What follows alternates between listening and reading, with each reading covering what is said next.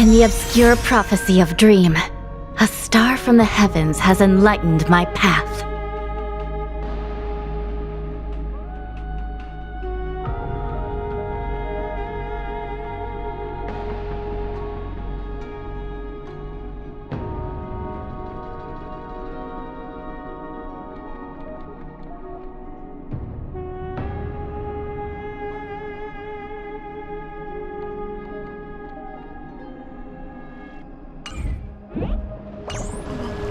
The taste of Celeste.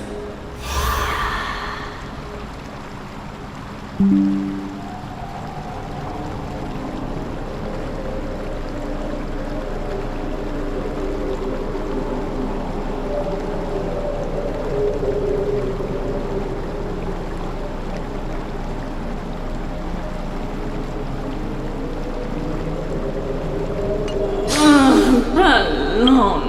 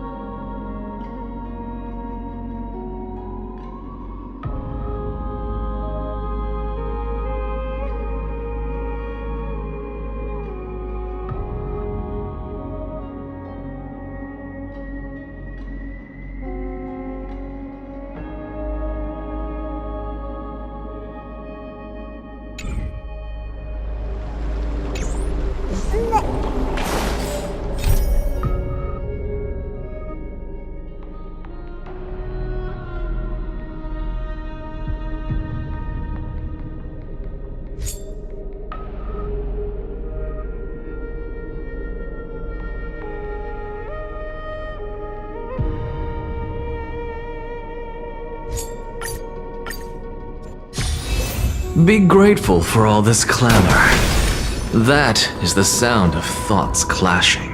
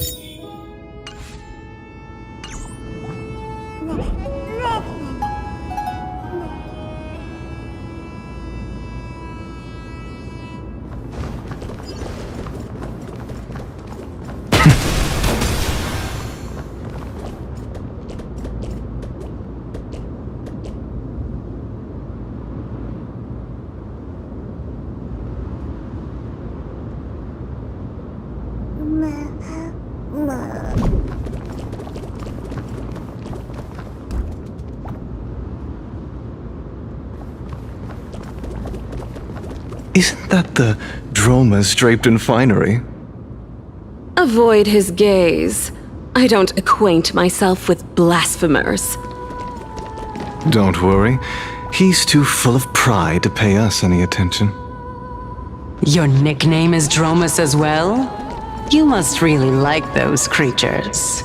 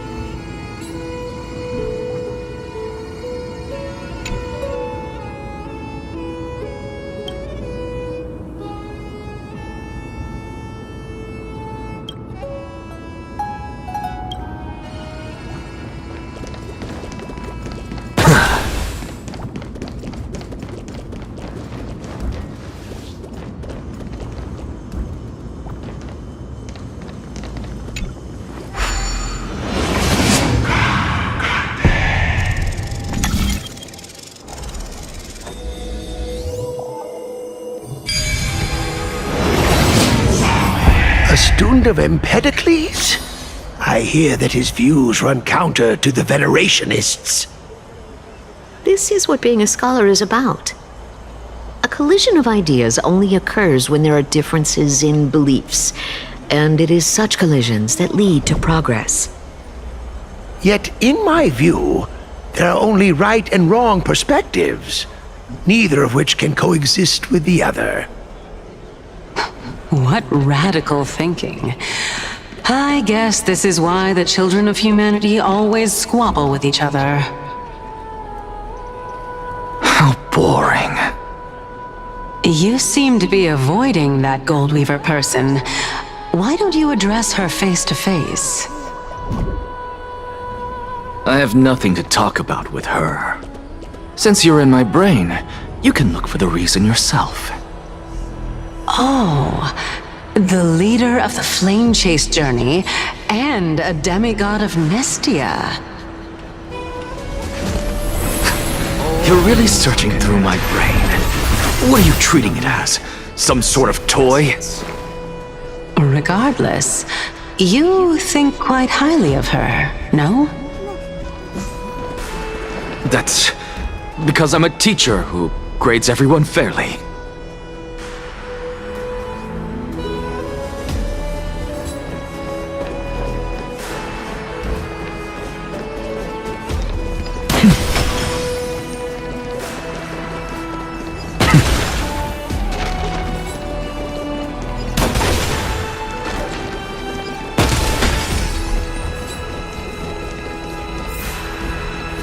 Lord Lygus and Lady Kindness are just ahead. I'll take my leave for now.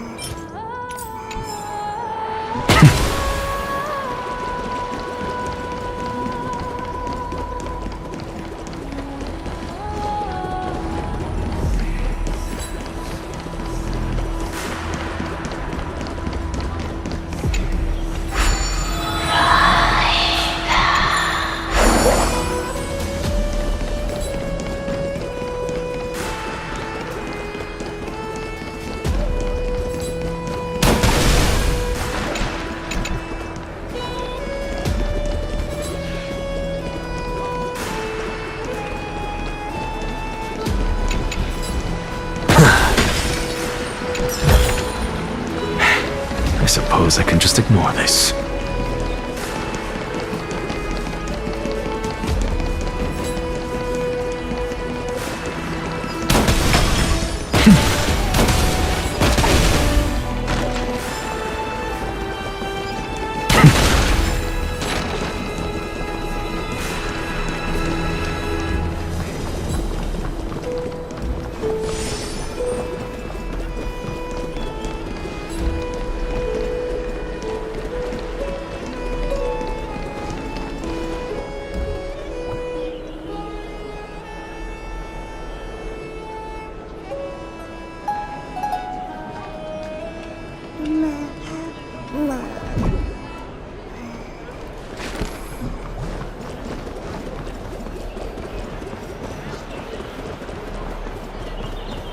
Welcome to the Demigod Council, esteemed guests.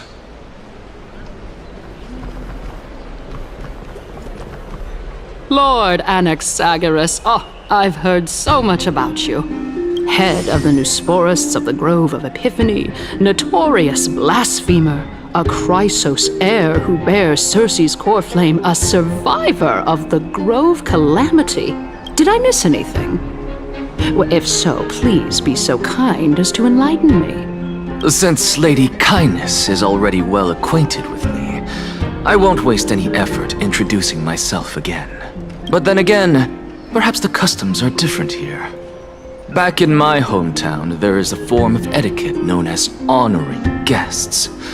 The host will welcome their guest with warm hospitality by treating them to fine wine and a cozy bed. And yet, ever since I arrived, I have not been welcomed with warm courtesy or ceremonial gifts. Instead, I am met with intense scrutiny. Even more absurd, the host has sharpened their blade and instructed their servants to lie in wait in the shadows. Perhaps you intend to cut open my heart, retrieve the core flame, and then hold a grand feast for all of the guests. Everyone, stand down. Thank you for understanding. I am but a feeble scholar who is not used to the stench of avarice and blood. No need to be humble, my lord. From my perspective, your courage and gumption are worthy of the reputation of the Seven Sages. Your bravery is more than adequate to accomplish our perilous endeavor. So, you wish to start a war? Well, since the Chrysos heirs are calling for war, we will respond in kind. Conflict is inevitable. Since Aglaya endeavors to suppress the virtuous commoners with blood of gold, we will not hesitate to display the rights and mettle the citizens of Akima are so entitled to. As to your question of whether peace is still a viable option, well, to that I can only say this. Everything hinges on the next citizens' assembly and whether they have a sudden epiphany amid the clamor of the masses. And since you, as a Chrysos heir, accepted our invitation, you have indeed given us a glimmer of hope. What brazen arrogance. What you're saying right now is worlds apart from what you were saying before you retired your cleaners. I don't deny it. After all, they're responsible for cleaning up any threats, and just a moment ago, you were on the side of the Chrysos heirs. But now that you're an ally of ours, we can continue talking somewhere else. As you know, these walls have ears. I was fortunate enough to have the opportunity to discuss a treatise about the Venerationists with your teacher, Empedocles. Yet, it seems you subscribe to the Nusporists instead, Lord Anaxa. I've heard that this school of thought is one with many detractors. It's normal for ideas to have supporters and dissenters, just like how there are two types of people in this world: geniuses and dimwits.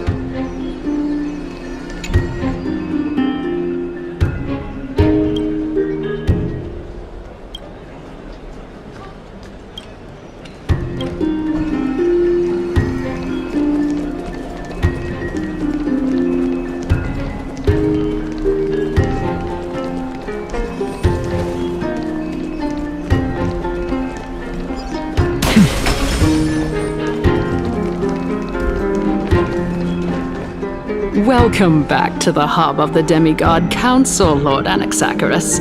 Surely you remember that countless eloquent orators have stood in this spot before and emerged victorious by stoking public sentiment with their words. And yet there have also been innumerable blasphemous philosophers who set themselves up for failure because they refused to defend their actions. This tiny stage is the most profound embodiment of Akama in centuries. In 15 days, this site shall also become the most important, as well as the final turning point in Akama's history. May the both of us carry out our duties with honor and lead the masses back toward the Erechrysia, a golden age with no death, strife, or trickery. Oh my, 15 days and nights. That aligns perfectly with the date of your demise.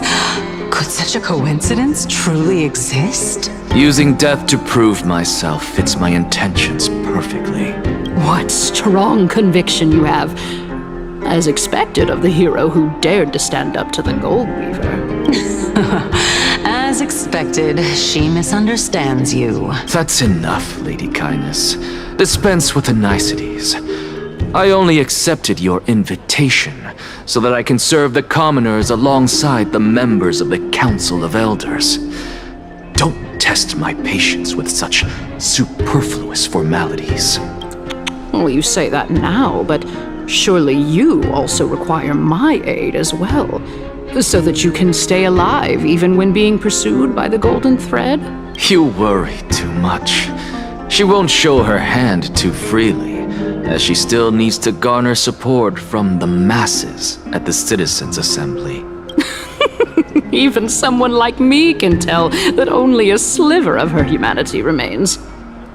Surely you're not asserting that she will definitely act in a rational manner. As you're no doubt aware, Aglaia covets the core flame that I possess, which makes it the bargaining chip that allows me and the rest of you to negotiate with her. However, in return, I'll need the Council of Elders to support me as much as possible. Naturally, this includes the guards as well. You're well aware how valuable Circe's core flame will be in the Erechrysia that you are desperately pursuing. Talk is cheap, so you'd better act prudently as well. I understand. After all, this battle of wits is just a means for each party to acquire what they need. As long as your request is reasonable, the Council of Elders never shortchanges its allies. Since we're both intent on mutual cooperation, let's not mince words and just speak plainly to each other. Let us decide how much we can secure for ourselves and how much we're willing to sacrifice, like true philosophers, with our words and wisdom. Continuing from the earlier topic, let us discuss our common enemy. She is the second most experienced Chrysos heir across the whole of Akama, who has gradually lost her humanity to the ravages of time and the ablation of the core flame. A formidable opponent indeed. Admittedly, there is ample reason for her to take your life. Yet your previous reasoning is quite sound. As a seasoned political animal, it's unclear whether she will actually cross that irreversible boundary. Moreover, she still needs you alive so that the Titan's trial can be completed. Is there anyone present who can swear by the sacred vow of Kefali and guarantee that you weren't in league with that woman before coming here? Are you just trying to pull the wool over our eyes and aid her in her savagery?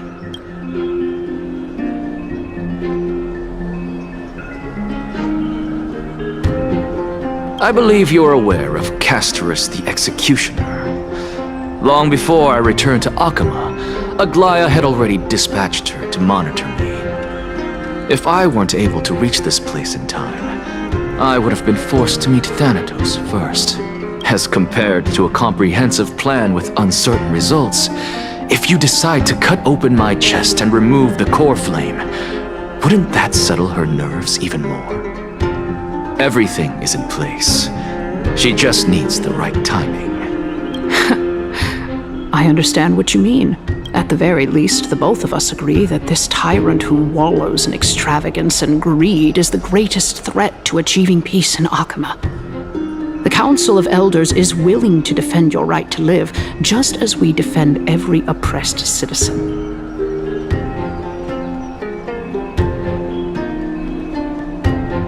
However, I regret to say that sentiments in favor of the Chrysos heirs and Aglaya are only growing in magnitude. The peace that we are aspiring toward, as well as everything that we hold dear, will be destroyed completely. The city will be burned to ashes, and the citizens' blood will be shed. Tell me, what are you willing to do for our esteemed citizens, so that they can vanquish the enemies of our fine city?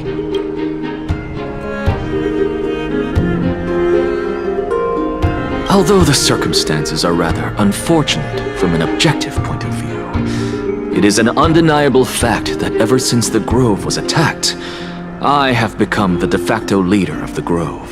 The Council of Elders needs more backing if it wishes to topple Aglaya, and it's evident that the Academy wields considerable influence. At the very least, I have served as the Grove's special envoy to Akama for a significant amount of time. Of course, this also means that I will hold a crucial vote at the Citizens' Assembly. In the name of Kefali, Akama thanks you for your sincere and valuable thoughts. At this stage, it's clear that you and I understand the benefits to be won from this discussion. Let me put it plainly. The Council of Elders has always been renowned for its fairness, and that fairness is built on a foundation of sincerity.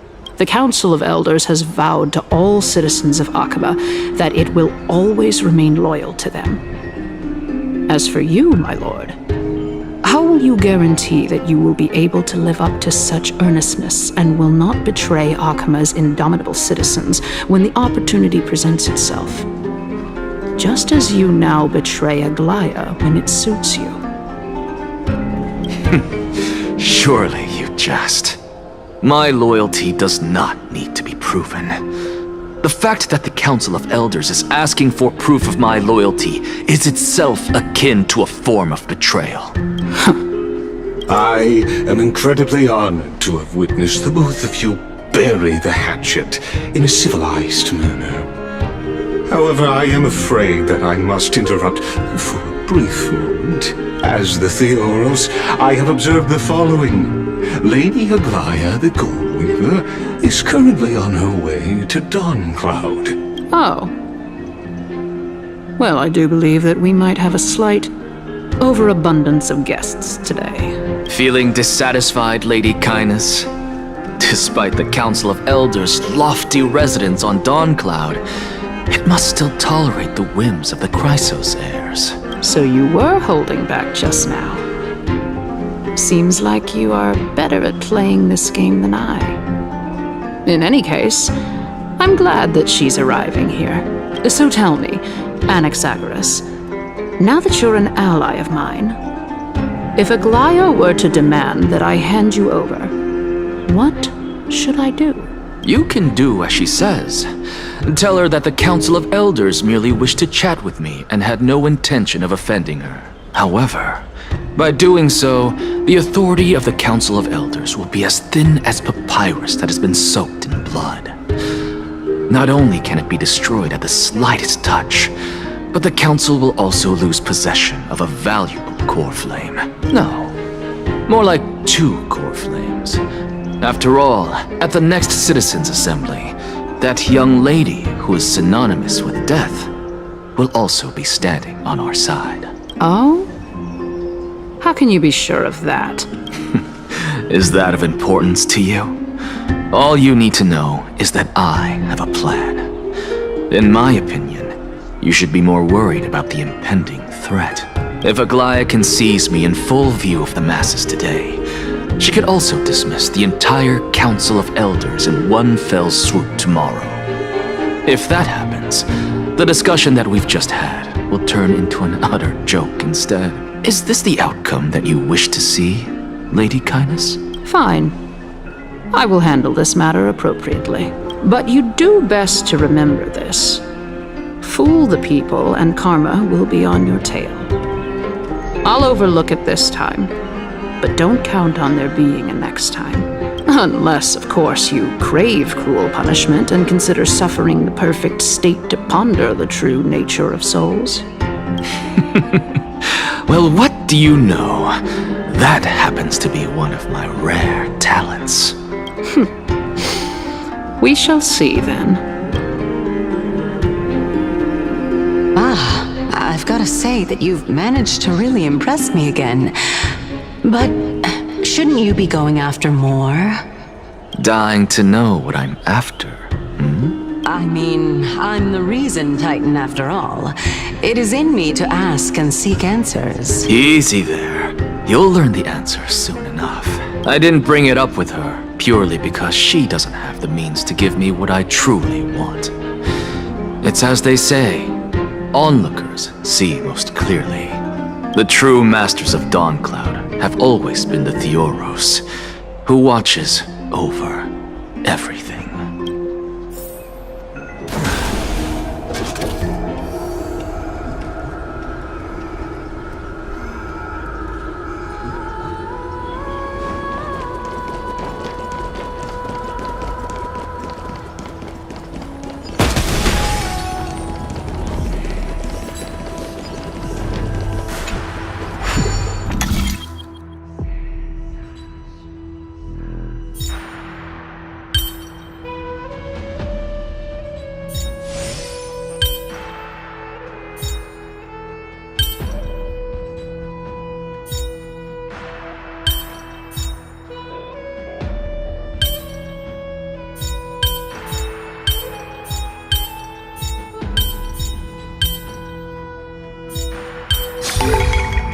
Circe saw this puzzle, they'd die from laughter.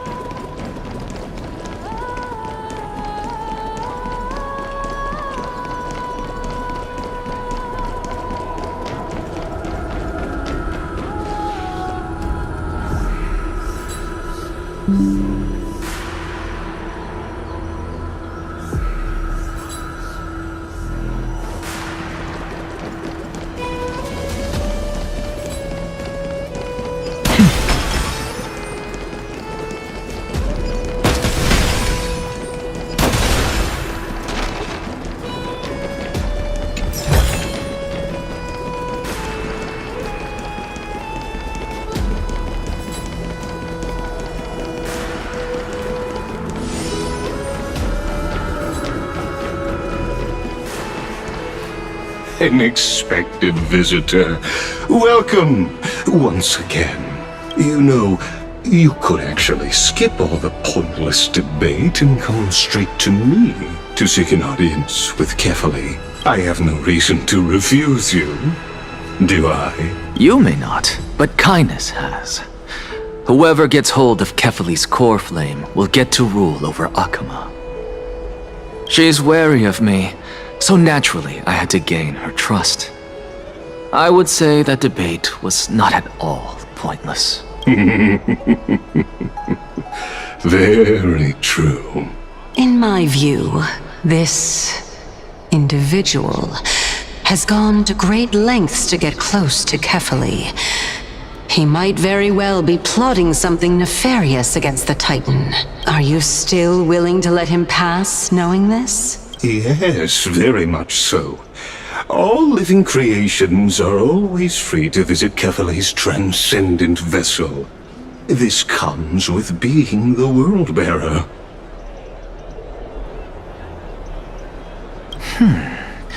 How convenient it is to be able to hear what they say.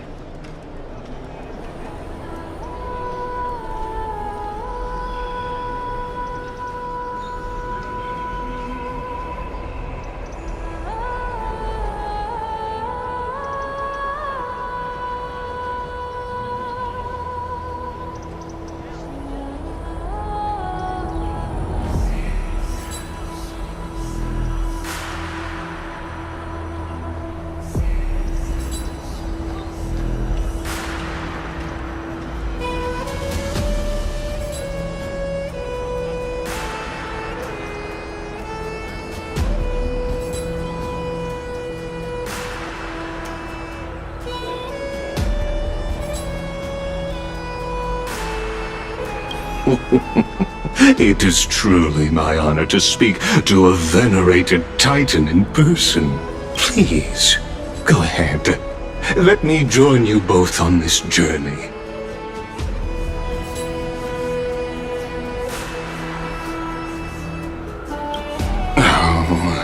A bygone myth tells of an occasion where Kefali once answered their followers' questions on the peak of the holy mountain. Their followers have since believed that scaling this Titan cliff is one way of being with the god. Hear that? It's not every day that you get to climb a mountain with Circes. You should sing me a hymn of praise. Titan hymns are beyond me.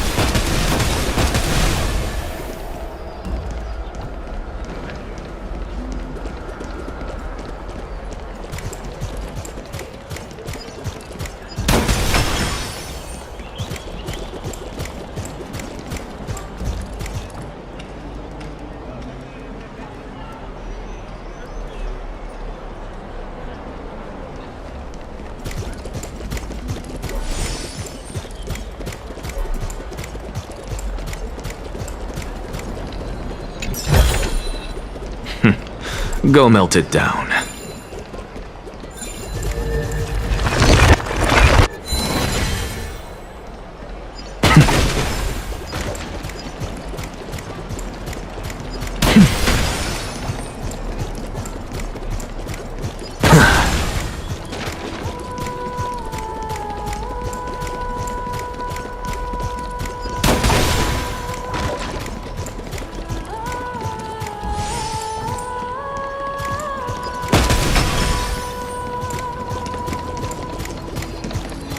Go on ahead. Take this Yanis shortcut, and the long pilgrimage stairway will be waiting for you at its end. I have to admit, I never expected you to not ask me anything. Not even my motive. Because I know very well what it is you are after. As the saying goes, a gentleman helps others achieve their goals. I have a feeling that your theory will be validated at the end of this journey. I believe Kefali will not deprive you of your right to ask your question, especially now that you're on the brink of death. You must be closer to Kefali than anyone else. Wouldn't you agree? I hope things go as you say, then. Putting a child of justice into a farcical world is bound to turn it upside down. It is my hope that you bring a much-needed change to this world which is on the brink of destruction.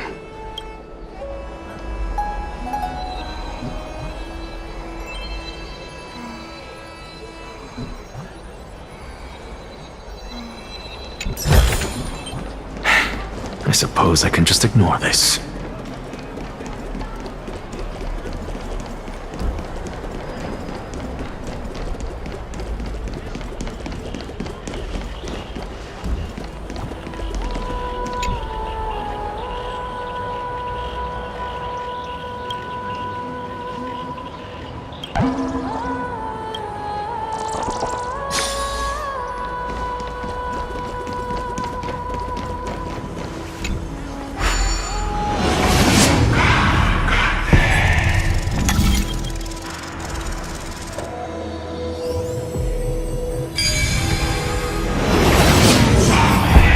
Honestly, this is my first time going up to Dawn Cloud's peak.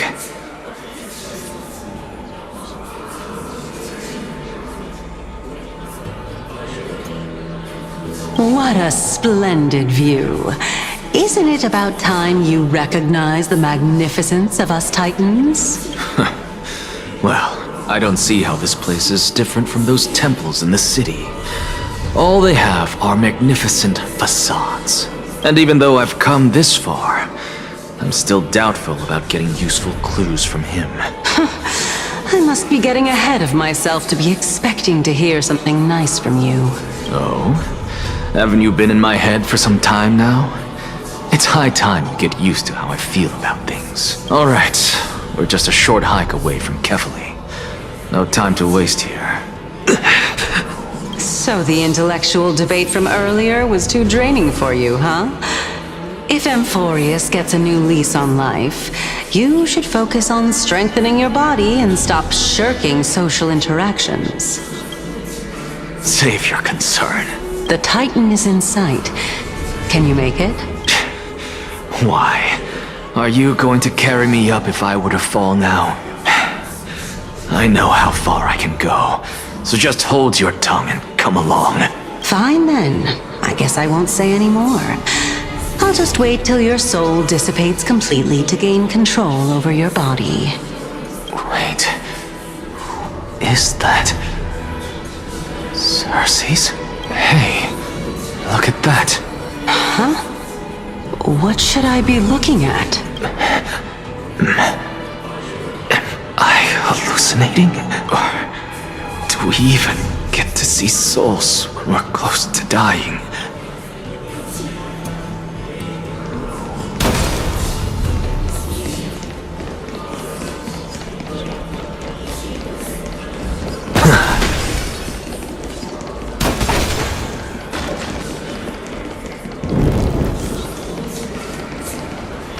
Oh? Why didn't you bring your favorite spear with you on this trip, Nias?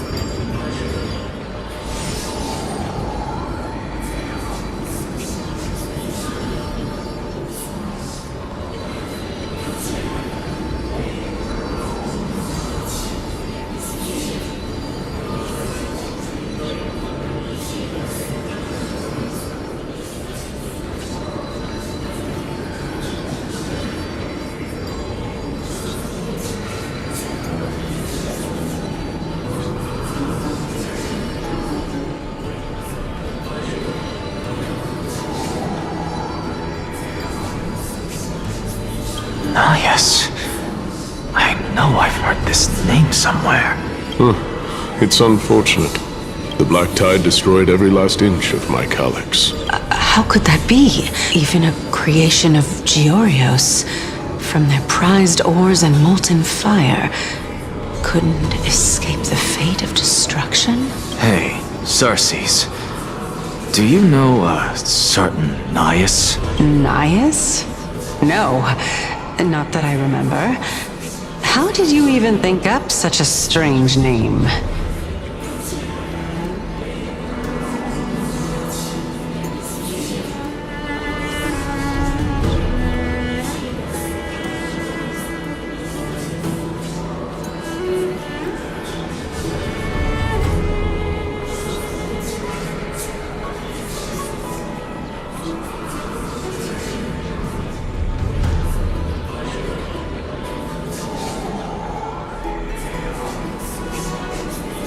Just saw him.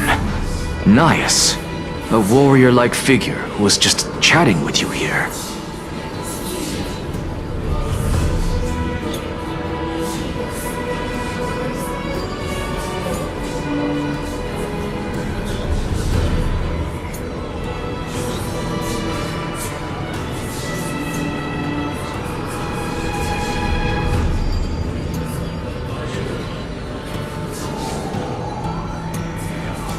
No, I have no such memory. Could you be hallucinating?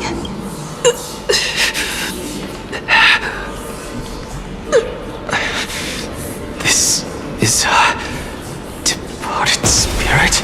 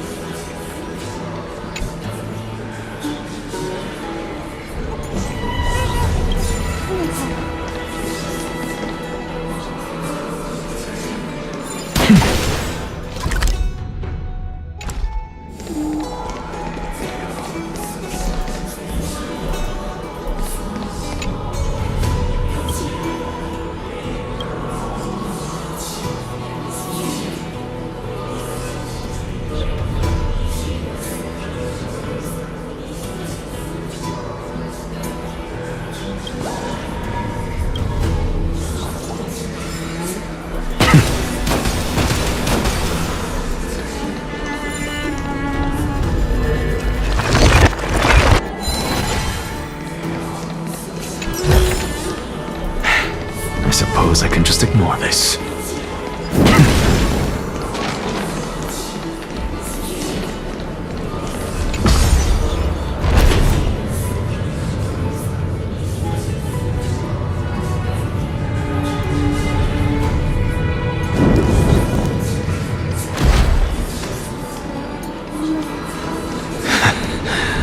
You two again.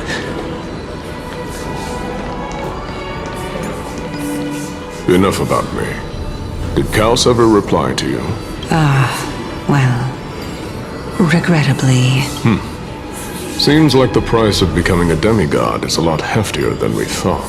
Kaos. Demigod. I've never heard of this person. Which Titan's authority did he inherit?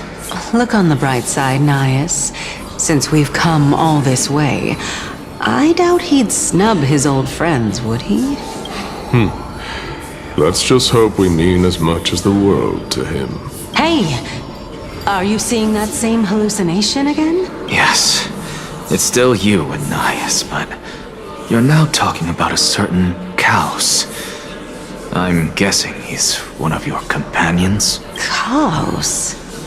This name sounds just as strange to me. Never mind. I think I know what this is about. If things are as I thought, then they aren't hallucinations, but the souls of people. What? But If those are the souls of the dead, then what am I? Beats me. For all I know, you're just an illusion I conjured up in my dying moments. Let's just keep going. As long as I take in more sights and hear more stories. Know your limits. Wander too far among the dead, and even I might not be able to save you. Fine.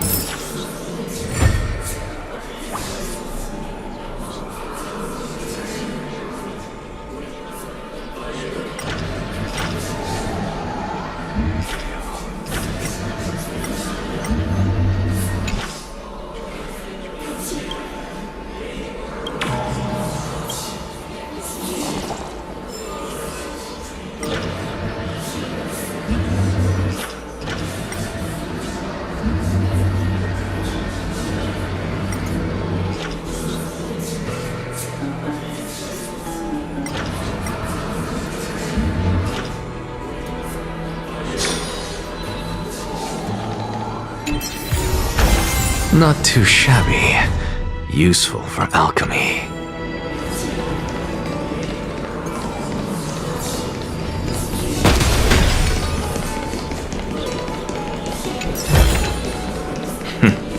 Go melt it down.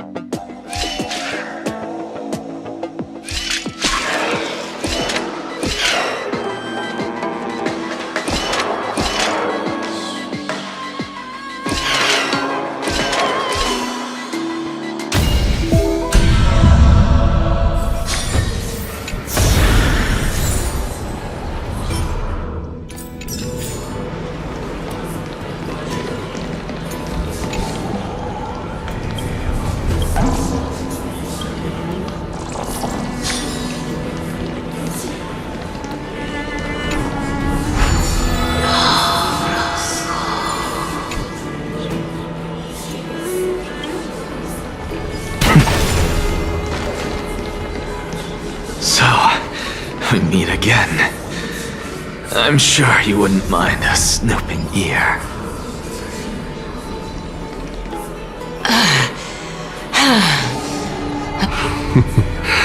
Can you keep going? Of course. And just... if I knew we had to climb a mountain, I wouldn't have come along with you.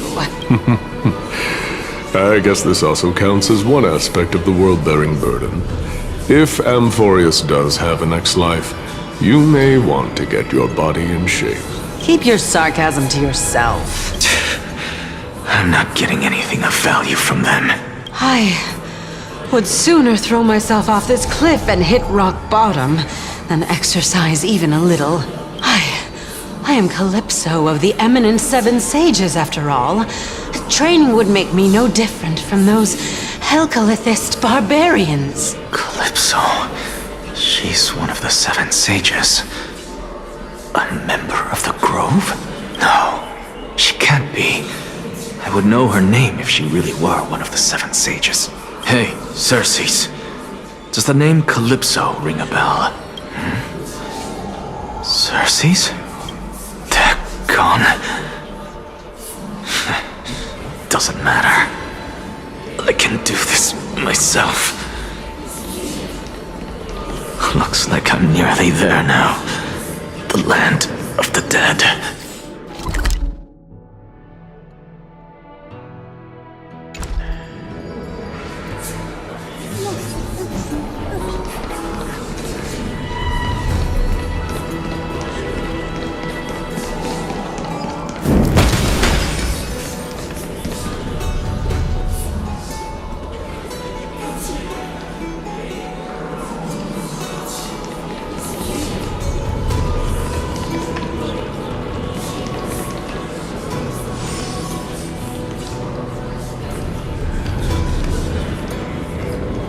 Oh, beautiful old world.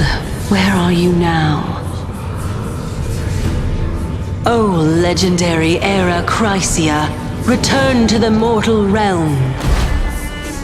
Splendid gods once walked the paths we walk. Alas, all that's left of that warmth is a hazy mirage.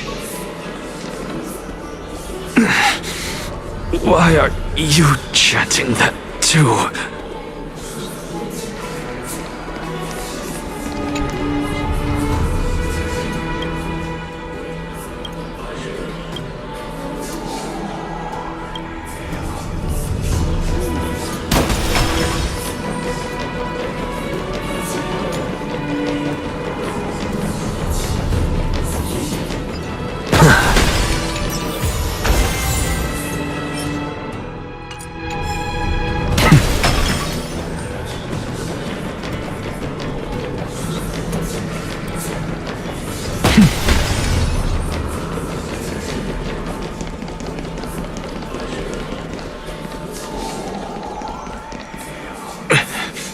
We're here, finally.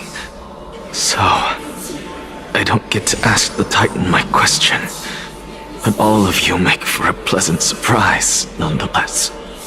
Very well then, let me uncover the truth for myself.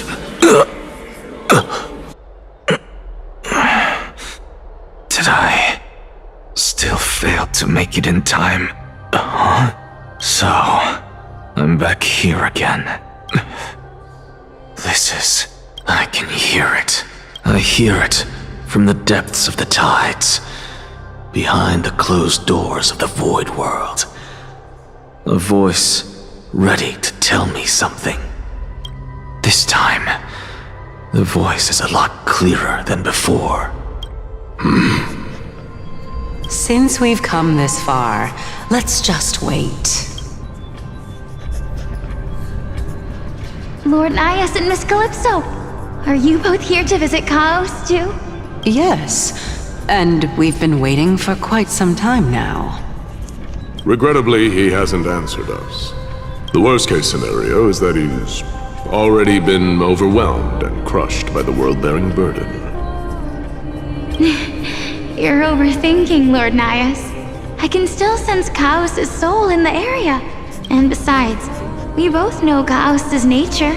A deliverer like him wouldn't fall so readily, much less give up on all that he holds dear. Isn't that so?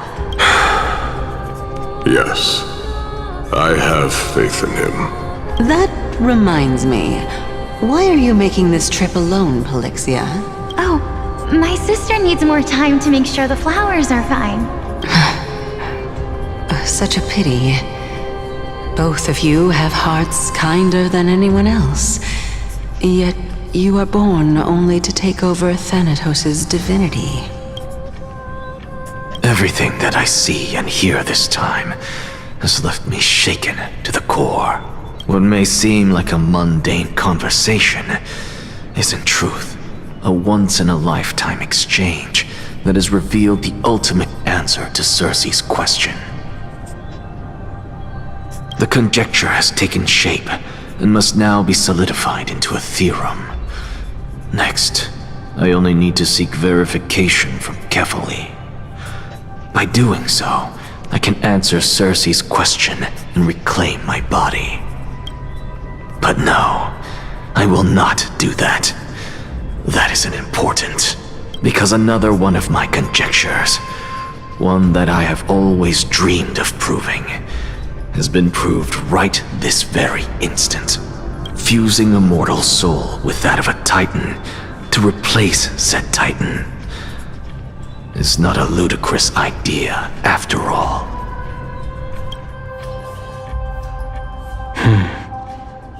What are you thinking about? Just amazed at how this towering tree is Circe's divine body. It's a majestic sight. Is that so? You don't look the slightest bit amazed, though. Plus, you seem to be strangely familiar with the city around the great tree. Merely something from the past that I won't go into. Events of the past, huh? I was also a child when I looked up at Circe's. Their leaves and branches reflected the sparkling stars. And their trunk was like a pillar that supported the sky and ground. I stood at this very spot back then, imagining the day when I could climb to the top of this tree. Because I would be the closest I can be to the sky at that spot. You're a sky priest, yet you study at a place that is home to the Reason Titan. That's rather counterintuitive. Don't read too much into it. I mean, can mortals even hope to reach Aquila's realm? They're a strict and draconian god. Nothing like Circe's. Reason is willing to share what is theirs with others, but Sky only expects people to revere them. You get what I'm saying, right, Denny? After all, the Titan that imprisoned you and Grey here in Amphoreus is none other than Aquila themselves. Yes, I didn't count on provoking the ire of a local god. But there will always be people who dream of soaring towards the sky. The Grove has a wealth of research on Aquila, and that is exactly what we are here for. It's just... I never thought Grey would meet with something like that before we set off. As a physician, I should have been there by her side. Bad luck tends to come in streaks, so don't beat yourself up over it. Besides, Aglaya needs you here to uncover the truth behind what happened to the Grove. Let's just make the most out of this trip and keep a lookout for any documents related to the Death Titan. They could be useful to her.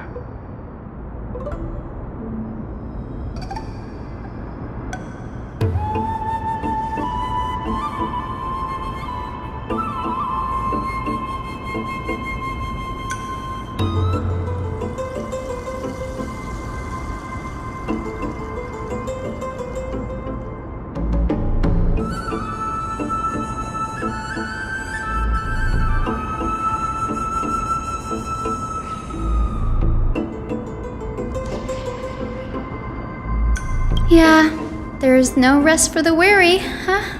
In any case, what we're looking for could be anywhere in this enormous grove.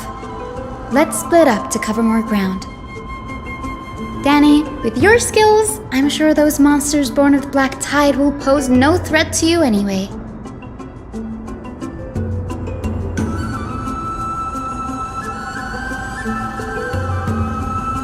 What about you? Will you be alright on your own? Have you forgotten that you're talking to the chief physician of the Twilight Courtyard? Have more faith in me. I'll be just fine. The silence in here is near deafening. With the vast amount of knowledge it holds, this academy is akin to a labyrinth of information. Even the cleverest of scholars would easily lose their way in here. I should gather my thoughts before heading in.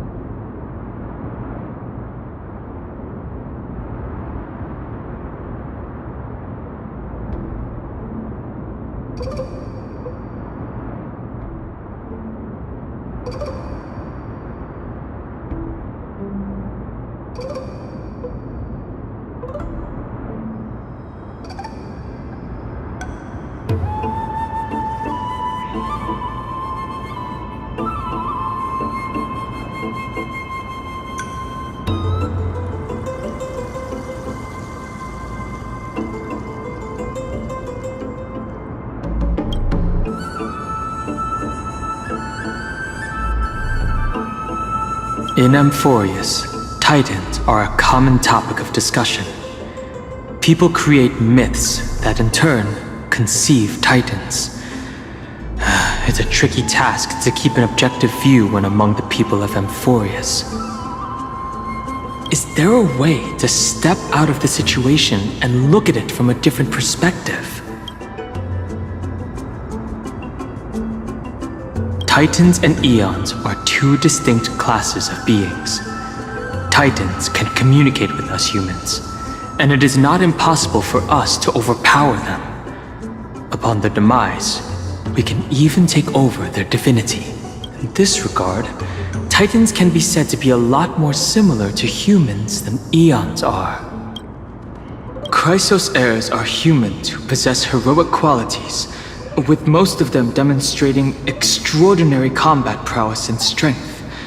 Upon clearing a core flame trial, a Chrysos heir can even ascend to a demigod and inherit a Titan's divinity.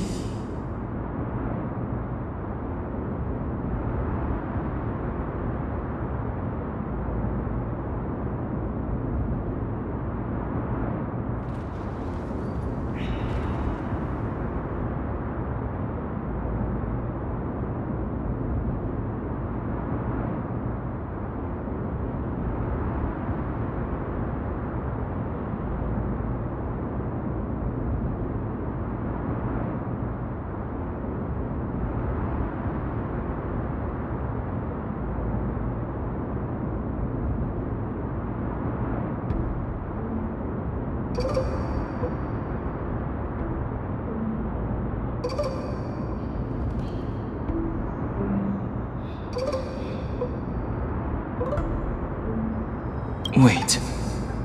Something about that feels off. Is this a selection process of some sort?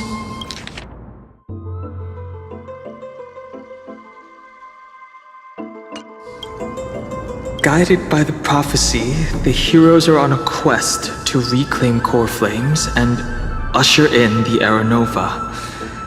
Their efforts have seen gratifying results to date. As I expected, the prophecy is the hardest to make any sense of. But with barely any information to go on, no matter how much I ruminate on it, it won't yield any results. I should leave this for another time. I should probably turn my attention to something else. Nobody could have ever imagined that her life would be forfeited the moment we landed on Amphoreus. I should have done more to keep her safe. But it's not too late. We still have a fighting chance. The unique rules that govern life and death on Amphoreus might just work in our favor and save her.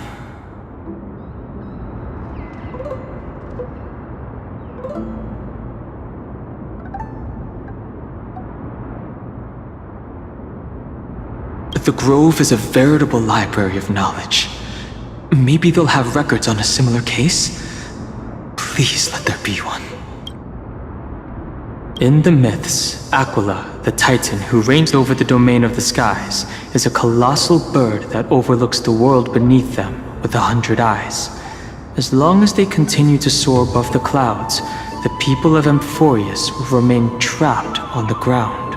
Hyacinth's forebears were priests who worshipped Aquila. Nobody is more familiar with the taboos of the Sky Titan than her. Seeing how Aglaia has sent her here as a guide, it's possible that she has plans to have Hyacinth take on a trial in the future.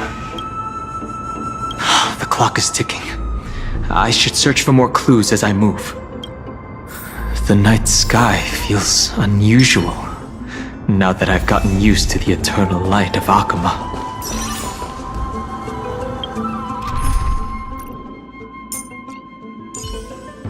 Tread carefully.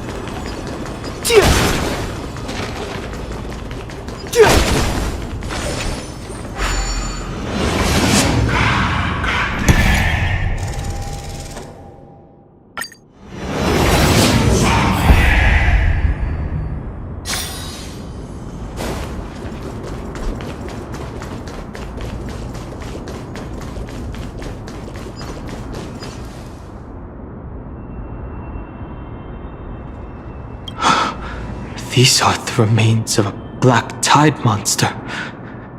It does look different from the Titankin from up close.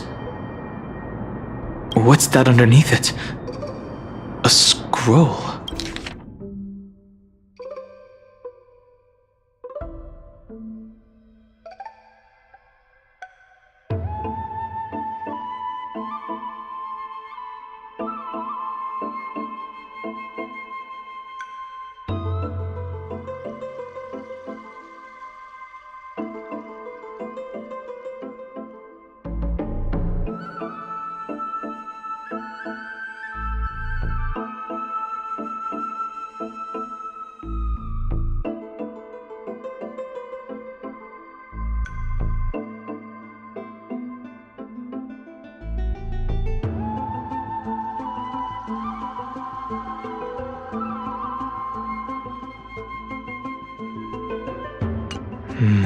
As I expected, the Grove doesn't forbid discussions about the sky. It's a debate between two scholars about the sky ships. Glaya also made mention of the ships when she interrogated us. A memory I'd rather forget. I'll hold on to this for now. With any luck, this journey won't leave us empty-handed. Huh?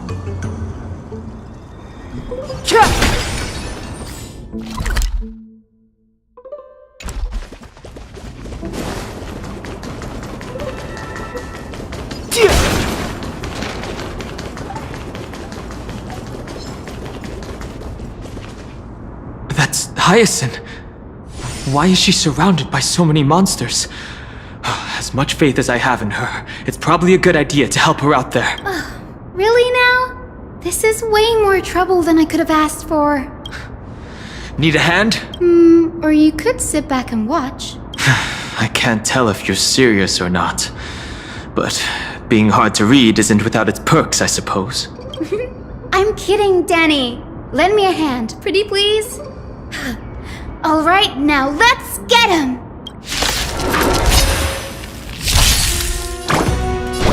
Show me the way! May this Breaks over. dispel the gloom! Restore the skies! Breaks over. I'm on it. I choose you.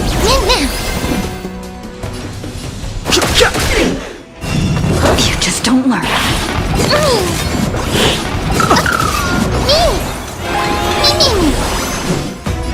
Root here. Embrace a new life.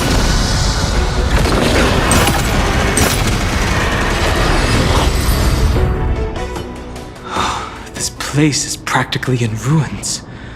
What happened? There shouldn't be this many monsters here. The black tide is remarkably quick to detect the light of Amphoreus. So or rather, the blessings of the Sky Priest in me, might have unknowingly called them to me. Anyway, never mind that for now. Here, you might want to have a look at this. I found it around here and thought it might be of interest to you.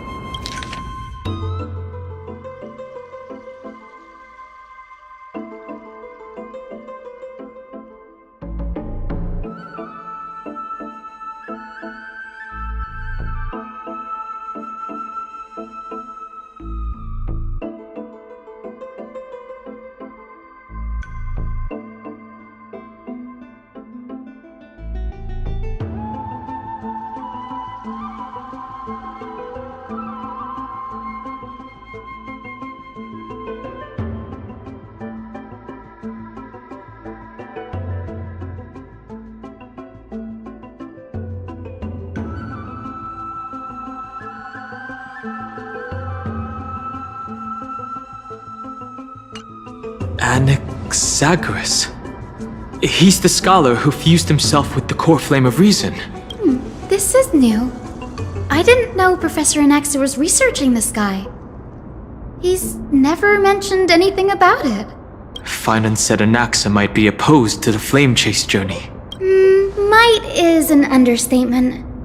Anaxa has never been one to venerate the gods, nor has he ever found it within himself to put any faith in the prophecy.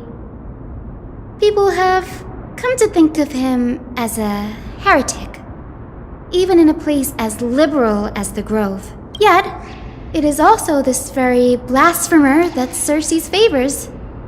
Fate sure works in mysterious ways. I picked up a scroll on my way here too.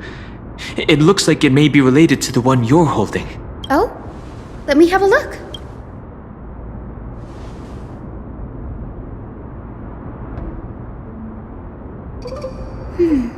By the looks of them, these scrolls are records of 2 conversations that took place in the same setting, one after the other.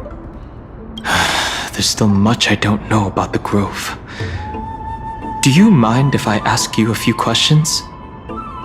Sure, go ahead. The Grove of Epiphany is home to 7 schools of thought. While all 7 schools are founded on the ideologies of Thalesis, the first scholar, each is unique in its own way. Among them, the Venerationists revere and worship the Titans the most. As the sage of the Venerationists, Euthyphro has always been at loggerheads with Anaxa. If we were to place the 7 sages on the scales of Talanton, Anaxa and Euthyphro would be placed on opposite sides to achieve balance. A very illustrative explanation. Thank you. Nearly everyone in Amphoreus has heard the story of the skyships by now. Aquila's stature is loftier than the heavens, and their divine retribution is merciless. That's why it's no use building giant skyfaring ships. Oh, but I do wonder if a supercharged mini Treaty cannon could slip past their watch. That was a joke, right? Newsporists primarily study the application of alchemy in soul repair. Everyone considers Anaxa a blasphemer, but that has never stopped him from sharing his ideas, no matter how taboo. If you must say that he's hiding something, then it's likely what lies beneath his eye patch. Anaxa often says that every failure brings us one step closer to the truth. Perhaps, to him, the crash of the skyship carries a different interpretation. The firmament is not impenetrable. On the contrary, it was precisely because the skyship represented the first step toward breaking free from the shackles of the earth that it provoked the wrath of the Sky Titan and brought divine punishment upon itself. It's a shame that the majority of the Grove's research on Aquila was headed by the Venerationists, with sacrificial rituals making up a predominant part of their findings. Discourse about more esoteric subject matters in relation to Aquila dwindled even further after the skyship incident. So much so that even this scroll is completely new to me. Don't worry about it. We'll just collect everything we can find on the Titans for now. There's something else that's caught my attention, though. This says that Anaxa is conducting secret experiments of some sort? That's what I'd like to know. What are these experiments he's involved in? Even I, the assistant lecturer, know next to nothing about them. I have a bad feeling about this. Could there be more to what happened at the Grove?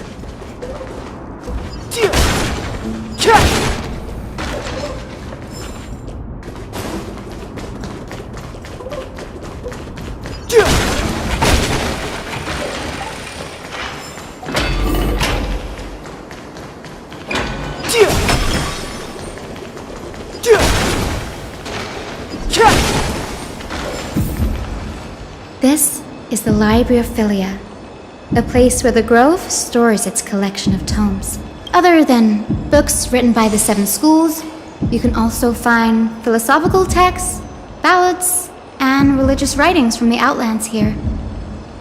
Cities that desire to learn from the Grove were apparently expected to contribute knowledge of equal value to what they sought. We've had more than our fair share of hilarious episodes over the years.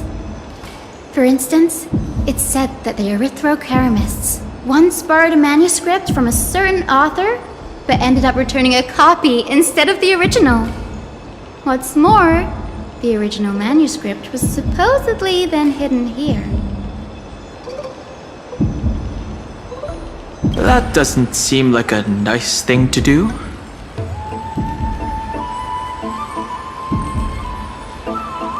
Nice? No need to hold yourself back, Danny. You can just tell it like it is. Their behavior was no different from bandits. Well, if you don't mind, did the Grove ever rob Castrum Kremnos? Whew, you've got me there. Some said you couldn't even find a dictionary in Castrum Kremnos, so I guess they were spared. There are too many books in the Library of Philia. Flipping through them all will take too long. Why don't we use the Biblioslate to search for the texts we need? We can bring them back to Akama for reading after that. Agreed. This place isn't safe. We should leave as soon as we're done. There's still several more scrolls strewn all over the place. I'll gather them while you pull up those texts. This way, nothing will be overlooked.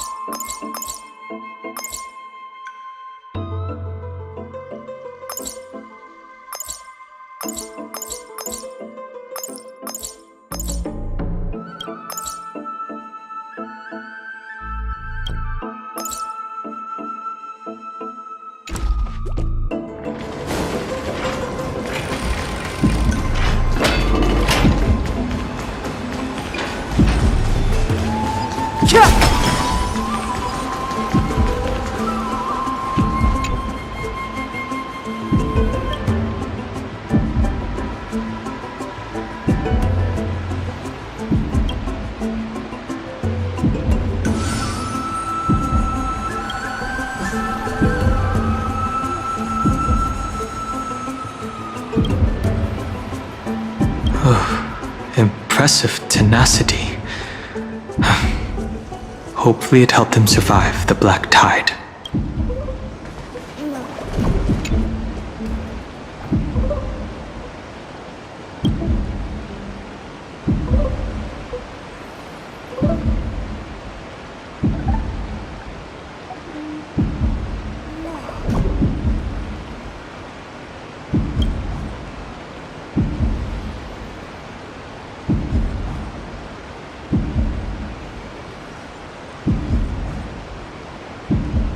The last resort is, when all else fails, employ brute force. Well, this isn't going to be of any help, that's for sure.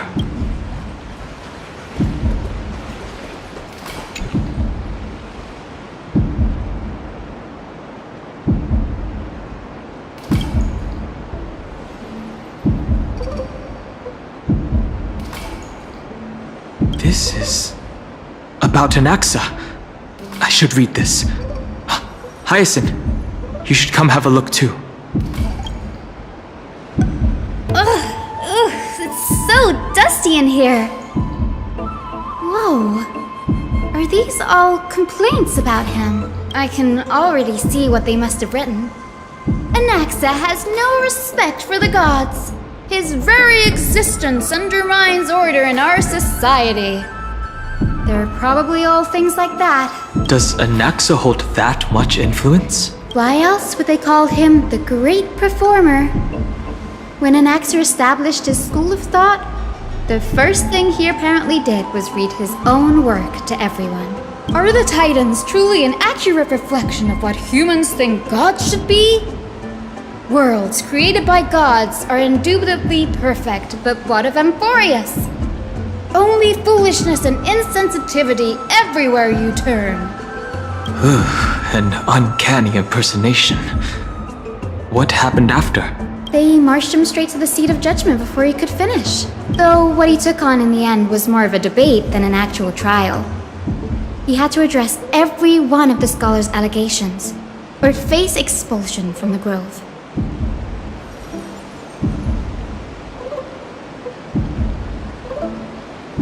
The first allegation was... Do you agree that since the Titans created the heavens and earth, so the mountains, rivers, and seas must likewise be their creations?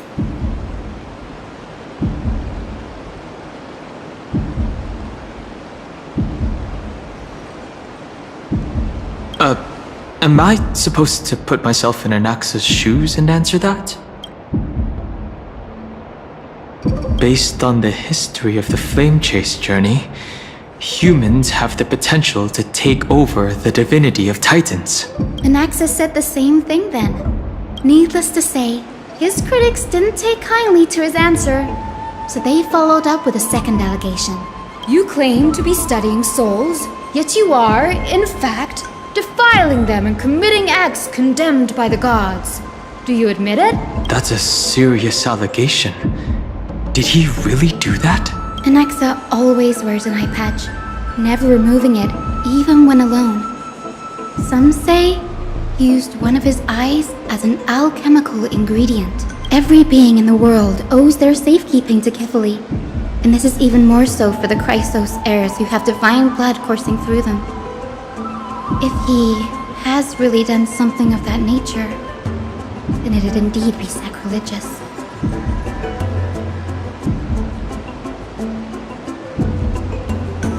Thankfully, they had no way to prove it, so it amounted to nothing more than an allegation in the end.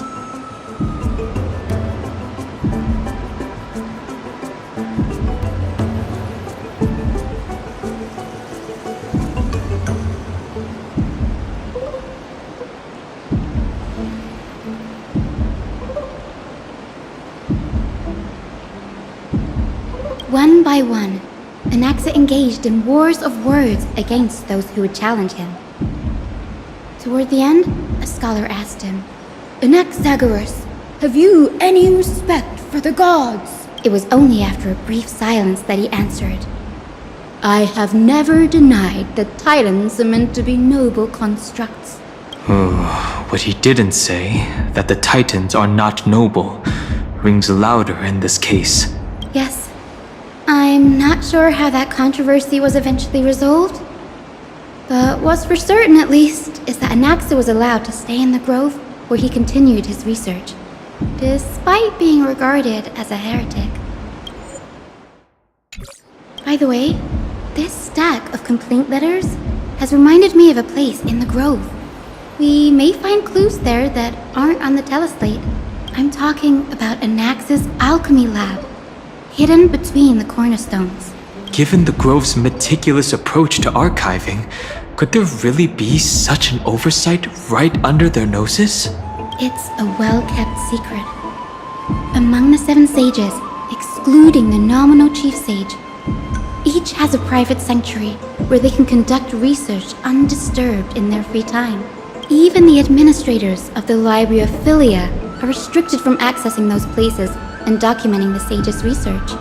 But with the grove in this state, I'm sure Anaxa won't be mad even if we sneak into the lab for a short while. Right? These trees, they're like a maze.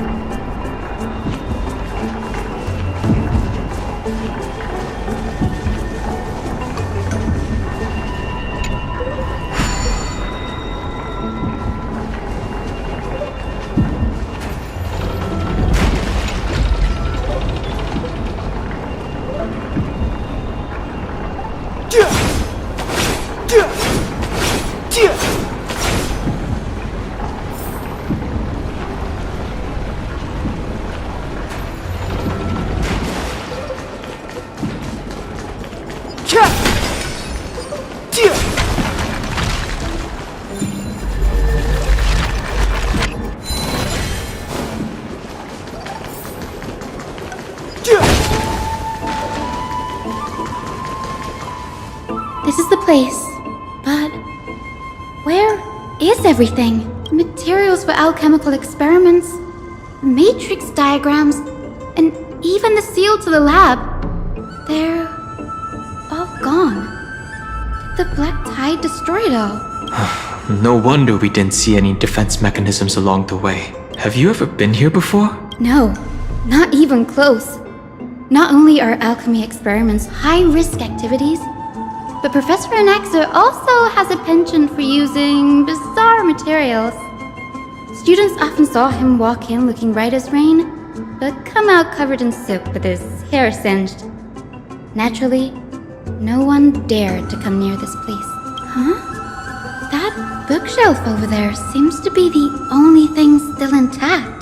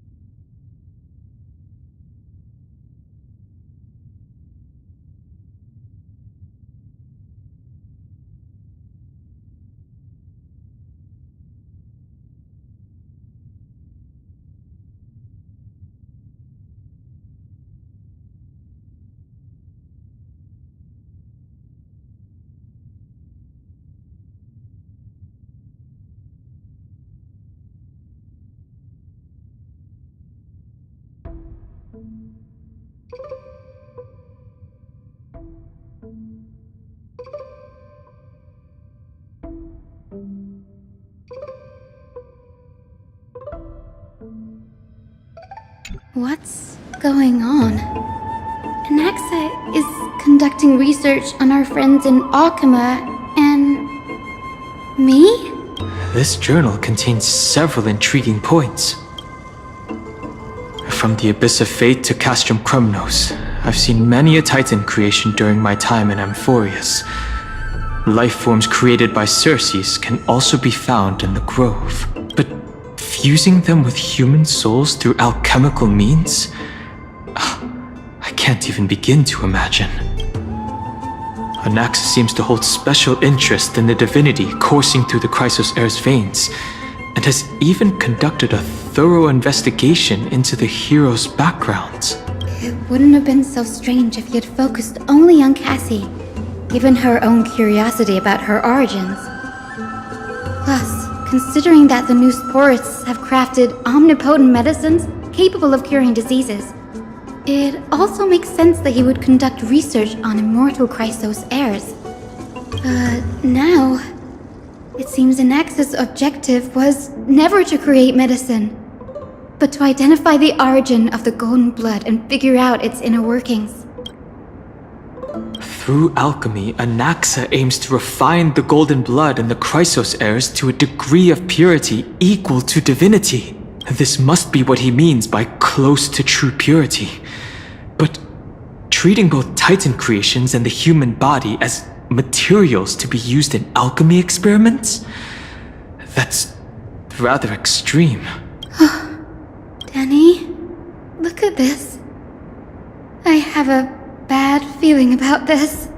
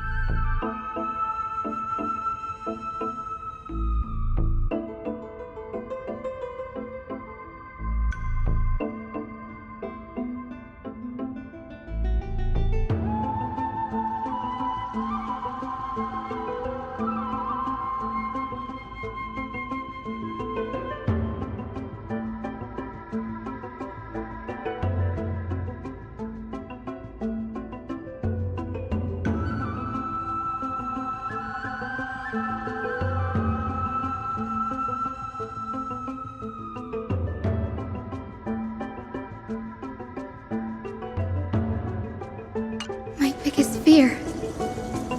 It's come true. After going through his notes, I think I can piece it all together now. Anaxa was carrying out experiments on soul transmutation. Do you mean he's trying to reconstruct human souls alchemically? Yes, this is what he was secretly conducting research on. Something he had to keep hidden from others. Compared to his public speeches, this is the real blasphemy. Oh, I just thought of something. What's wrong? Do you remember? When the black tide was approaching, the Grove had planned to send Circe's core flame to a safe place. But an accident happened along the way, and Anaxa lost his life in the process? But Circe took over his body and resurrected him, which led us to the situation we're in now. That's right. But what if Professor Anaxa's fusion with the core flame of reason wasn't an accident? What do you mean? Put yourself in his shoes. Knowing that the black tide was closing in and your time was running out, what would you have done? I'd put my theories to the test, no matter the cost. Exactly. When the black tide came, the true reason Anaxa headed to the Luminary Throne was to transmute and fuse himself with the Titan's core flame. Did he succeed? No. Judging from how he reacted after the event, the results came as a surprise. Maybe he failed to consider the possibility that Circe would make a similar decision. The manuscripts detailing all the alchemical formulae have been taken away. His research is still ongoing. Could he have taken them for other purposes? Like what? There's only one Titan left in the world now. No. No way. To conceive an entity of perfection, one must first understand the principles of creation. If Anaxa is in Alchema now, then that means he's after Kefali! Sir, this sky above us, it's not real, is it? Of course not. This is just an image from a projection device used for educational purposes. A simple trick. The day-night cycle has been lost to this world. So that students like you may still learn about the night sky, astronomers have harnessed the Titan's miraculous power to manipulate the light, projecting the nights of the past here for you. Much like how the sky above the holy city is also illuminated by Kefali's dawn device. So, the skies of Akama are fake too. You mustn't conclude that, Anaxa. You should know that only a child would expose a trick and be proud of it.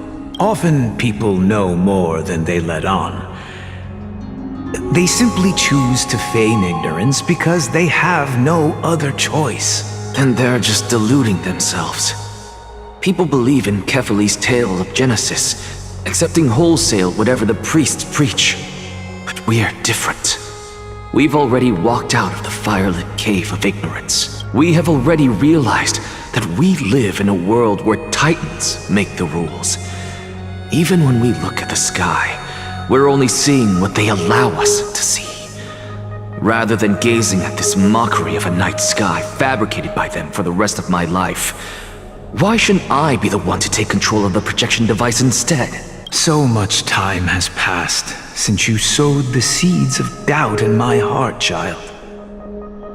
Many a night, I find myself penning down all my theories and wild ideas, only to burn them to ashes when I open my eyes in the day. Why? Because we'll face death by burning if word gets out? As a sage of the Venerationists, my soul has already become inextricably linked to the great tree.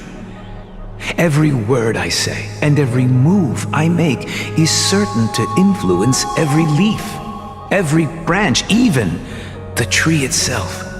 But above all else, my days are numbered. Instinctively, I have my doubts about the golden blood and the human soul, yet I have no means of verifying them.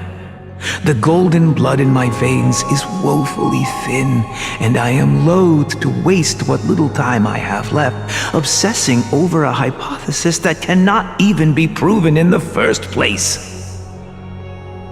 But I can, sir. I can do it for us. The time is right. Give me all that I need, and I shall accomplish this grand feat on your behalf. You're right. I shall do just that. In the next meeting of the sages, I will spare no efforts fighting for the rights you deserve. Go. Establish your own school of thought. Find out what we are. Become the one who conquers the ultimate truths of the world. Child of humanity, you didn't go to such lengths for an audience with Kefali. Just ask him a few questions, did you? So, you figured it out.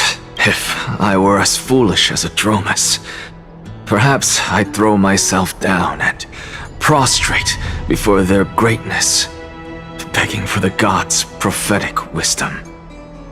Well, sorry to disappoint, but I'm no Dromus.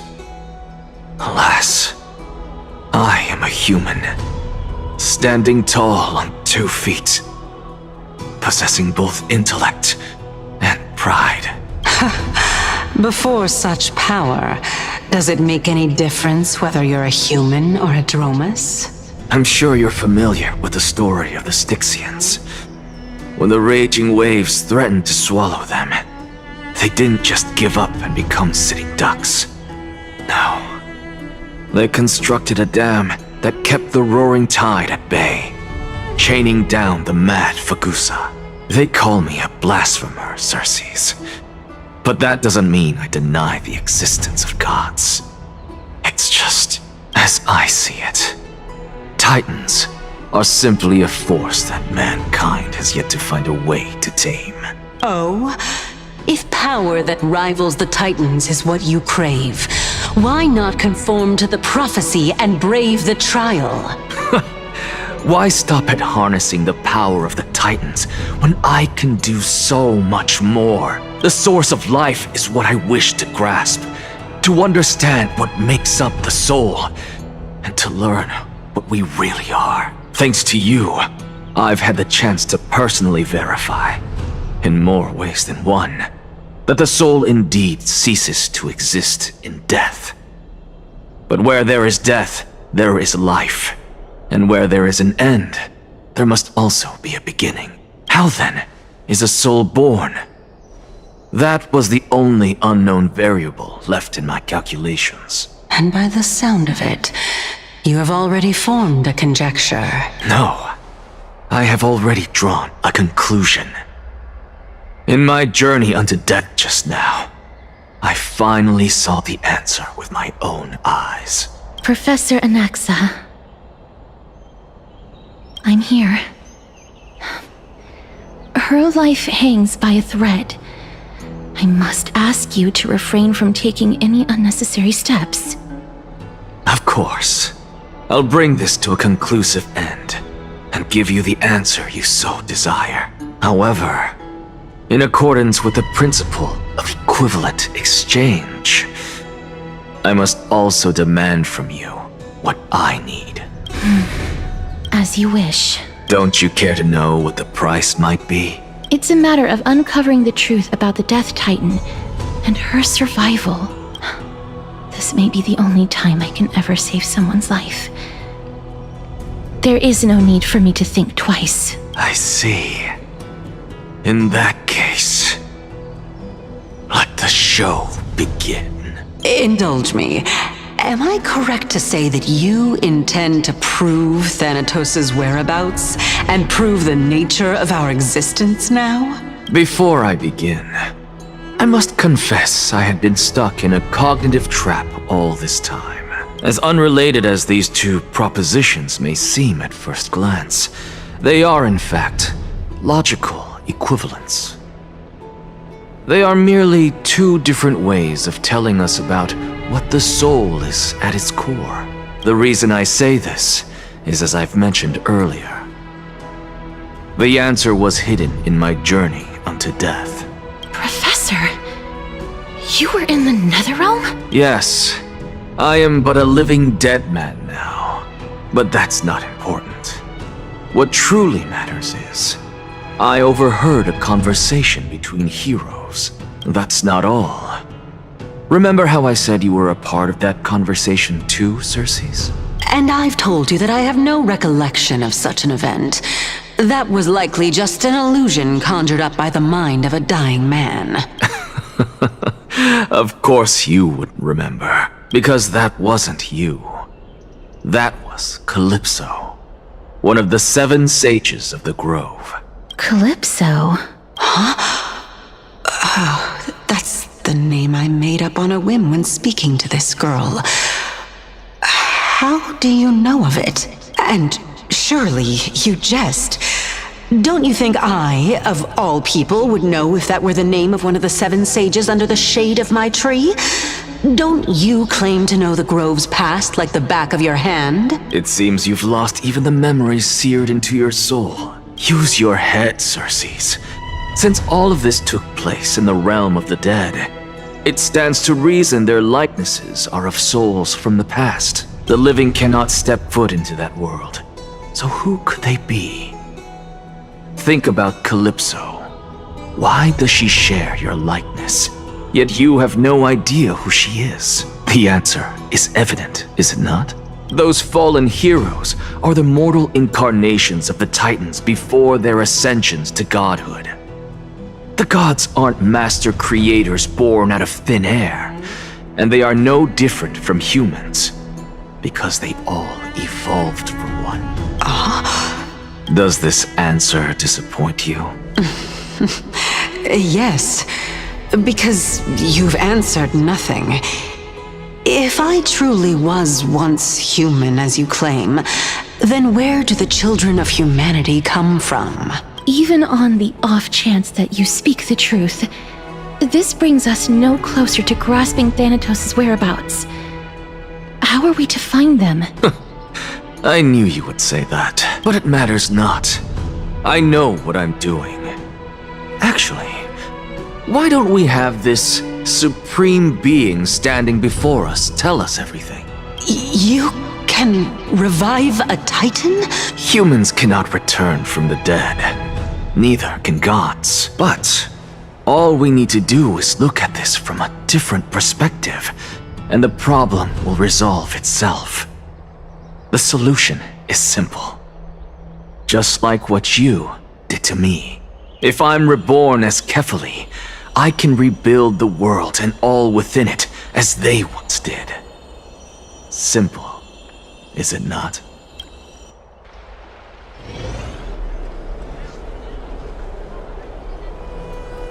I have news from Hyacinth and Danhung. Anaxa might be trying to do something with Kefali's divine body. Kefali? But what could Anaxa want? Is the Council of Elders going to sit around and let such a sacrilegious act unfold? That is not possible. He is indeed the great performer, capable of fooling anyone and everyone with his tricks. I'm sorry. No need for guilt, for this is good news to us. The Council of Elders has found themselves a traitorous ally. Anaxa's ambitious desires will be something we can exploit. What we should be doing now is to keep our eyes peeled for whichever trickery Kynus is up to, and react accordingly to thwart her plans. Being Akima's political center, the Demigod Council holds just as much significance as the Vortex of Genesis. Someday, after my duty is over, this site will take the place of the battlefield where you hunt gods. Become the next challenge you ought to overcome. Till then, it's best to get used to this place as soon as possible.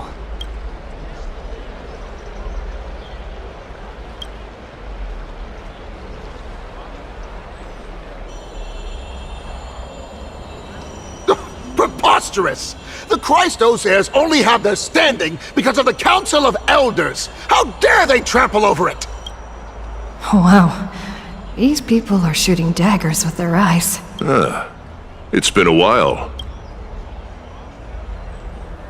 What is that supposed to mean? Is this really the sort of person that the young lord praised as a ferocious warrior? It has indeed been some time, Lord Crateros.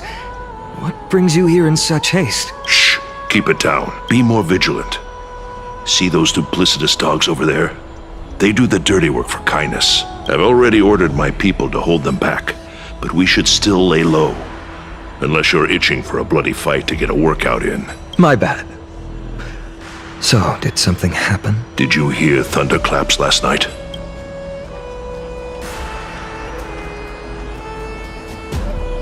Thunderclaps are beacon signals of strife. They are a message from the young lord. He threw a spear bearing several words at Akama. Watch out. The Flame Reaver is back. I guessed as much. We didn't actually kill them back at the Kremnos Arena. I figured this is something you would want to know.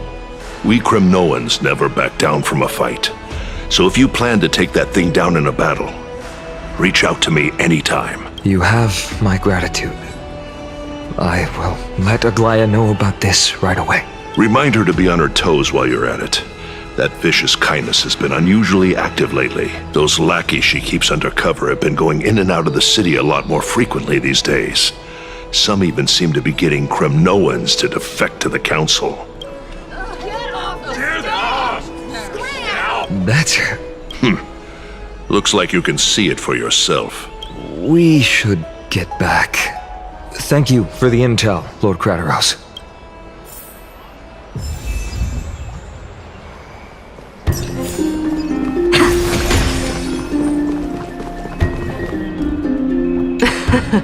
Someone trampled right over the Master's flower bed, yet the Master only fumes in silence. Oopsie. There goes the reputation of the Council of Elders. Whose side am I on? Why, I'm all for the Council of Elders to reclaim their authority, of course!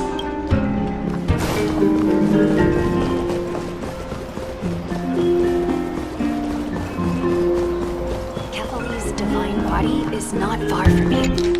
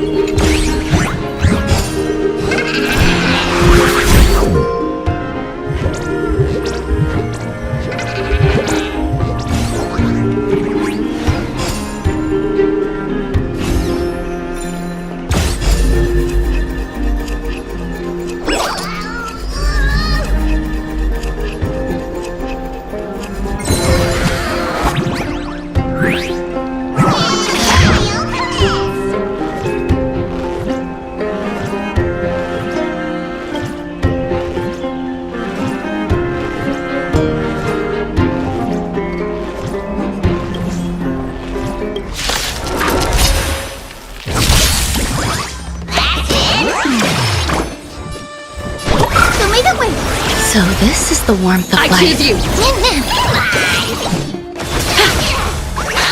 There's more to life. Eternal.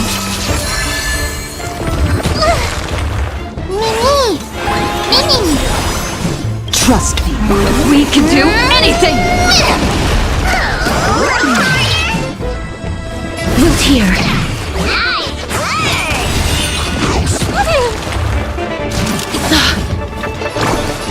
Have some sunshine!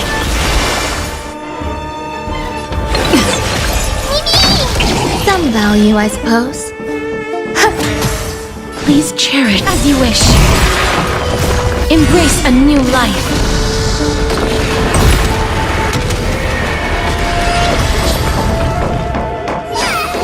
It's still early.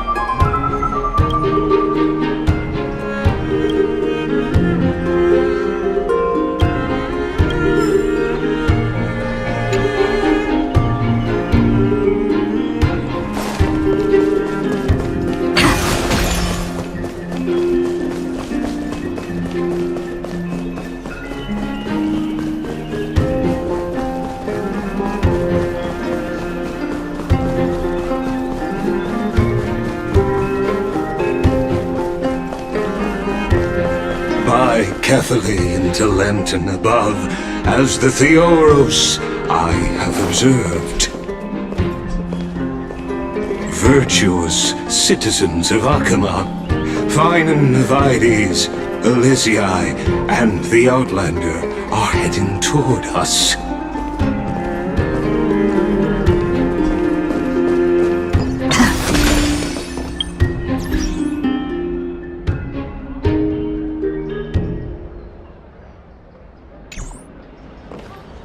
Aglaya! What happened here?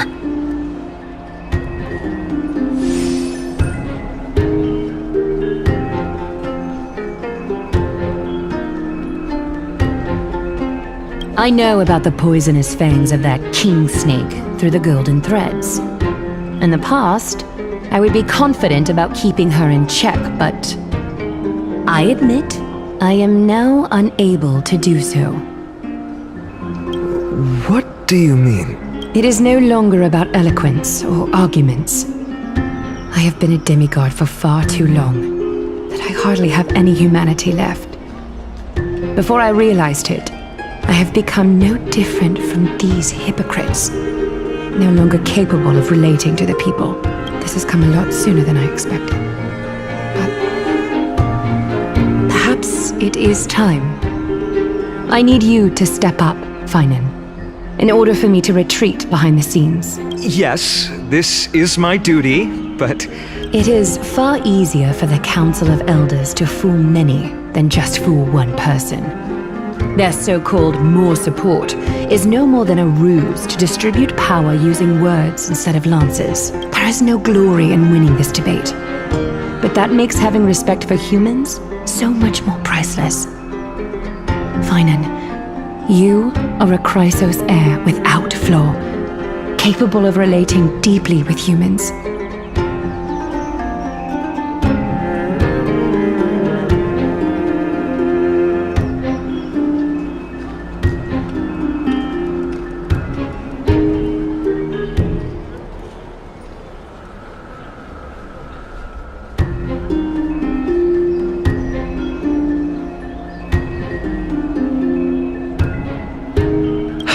appreciate what you've taught me, Aglaya. I hope we'll live up to your expectations and win this debate.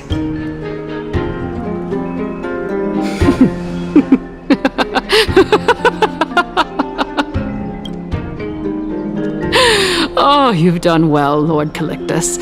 Let me take over and personally close this debate for today.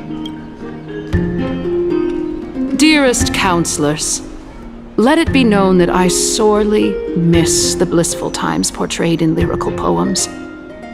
Back then, Amphoreus was home to nearly 1,000 cities, each with their own local faith, while gods walked the earth and shared close bonds with humans. Yet, in the present, people from all over are forced to leave their homeland to seek refuge in the holy city, where they hope to rest under Kefali's protection.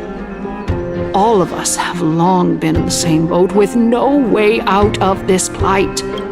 We didn't have a choice in the past, but now the Council of Elders brings to the table a new possibility.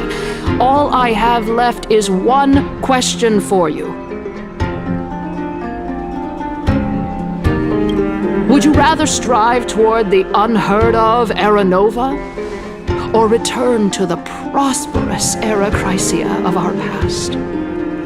Make your choice. Now, which of the two would lead mortals to an ideal future?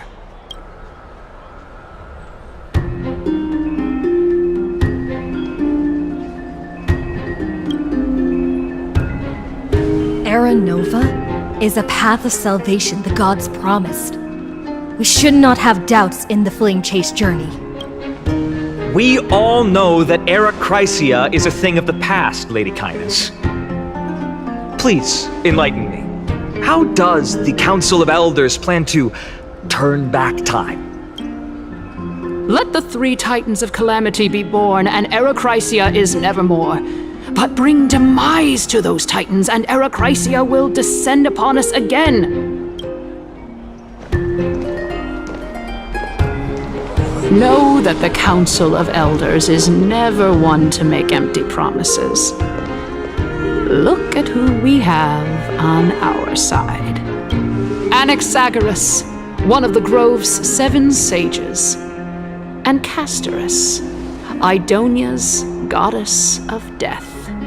With the help of these 2 heroes, I can promise all of you that Era Chrysia will exist once more.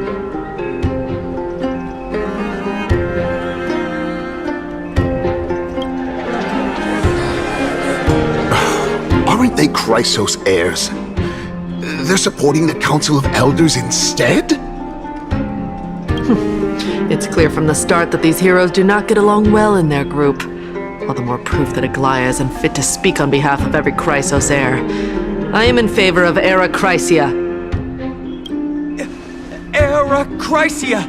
Era Chrysia!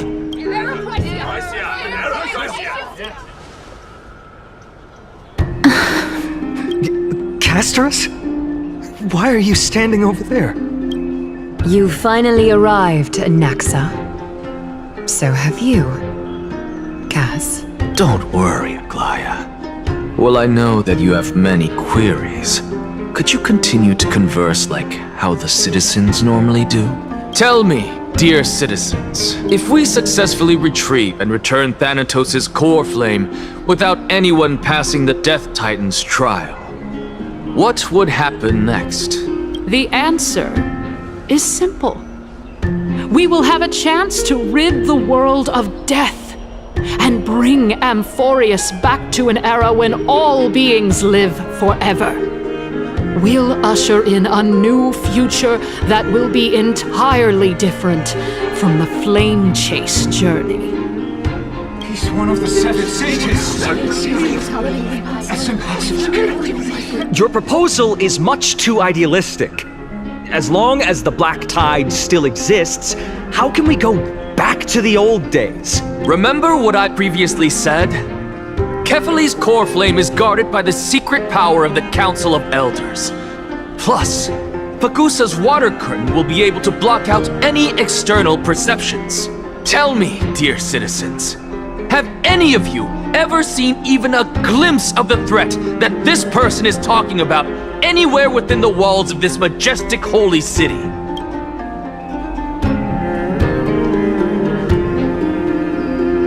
If we eliminate death, then there's no need for us to fear that Flame Reaver, right? Citizens, let's loudly sing the blessed hymn. Oh, beautiful old world, where are you now? Oh, legendary Erechrysia, return to the mortal realm! After the destruction of the 3 Titans of Calamity, the Flame Chase journey will have to end. Erechrysia! Yes! This is bad. The masses are now totally riled up. Anaxa, pray tell.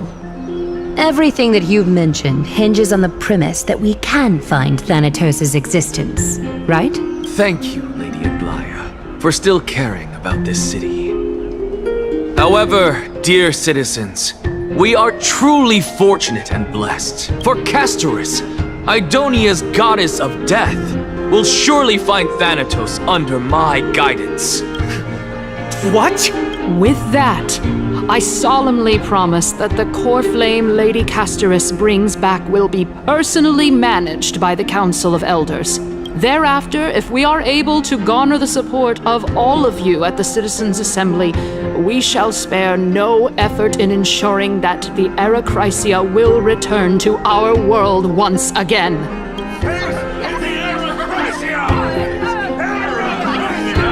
With the balance shattered, the result is clear. By carefully into Lent and above, as the Theoros I have observed, Akama has chosen her destiny. The issue up for discussion at this Citizens' Assembly shall be modified to the suspension of the Flame Chase journey. This resolution shall be put up on the Wall of Heroes, such that all citizens are aware of the city's way forward.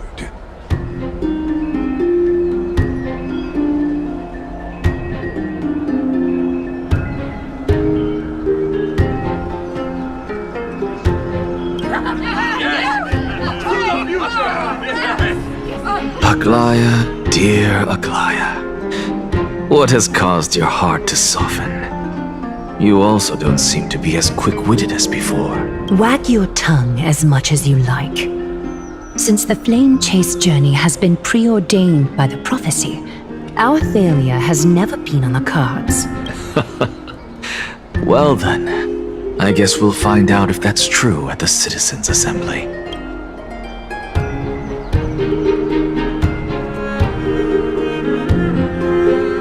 Castorus? What's going on?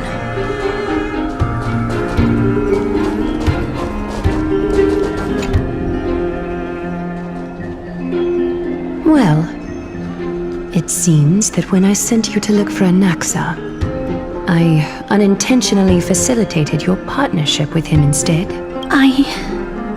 My apologies, everyone. I know that you have many questions to ask me. I will answer them to the best of my knowledge. In that case, please tell us as much as you can. In actuality, he showed me a past that was both long and heavy. The reason I say this is as I've mentioned earlier. The answer was hidden in my journey unto death. Professor, you were in the Netherrealm?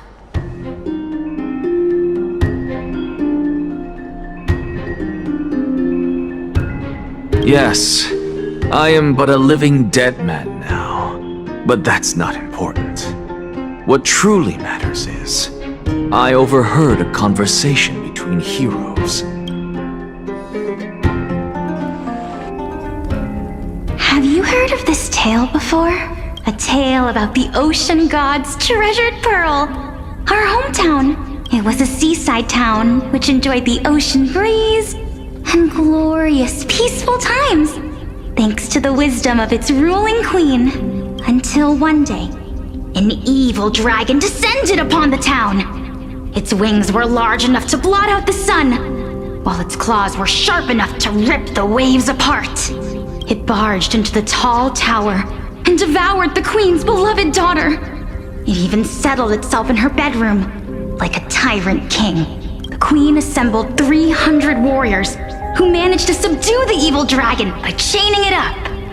However, when the queen slit open the dragon's belly, she realized that the princess had long since been digested, and all that was left of her was a pile of bones.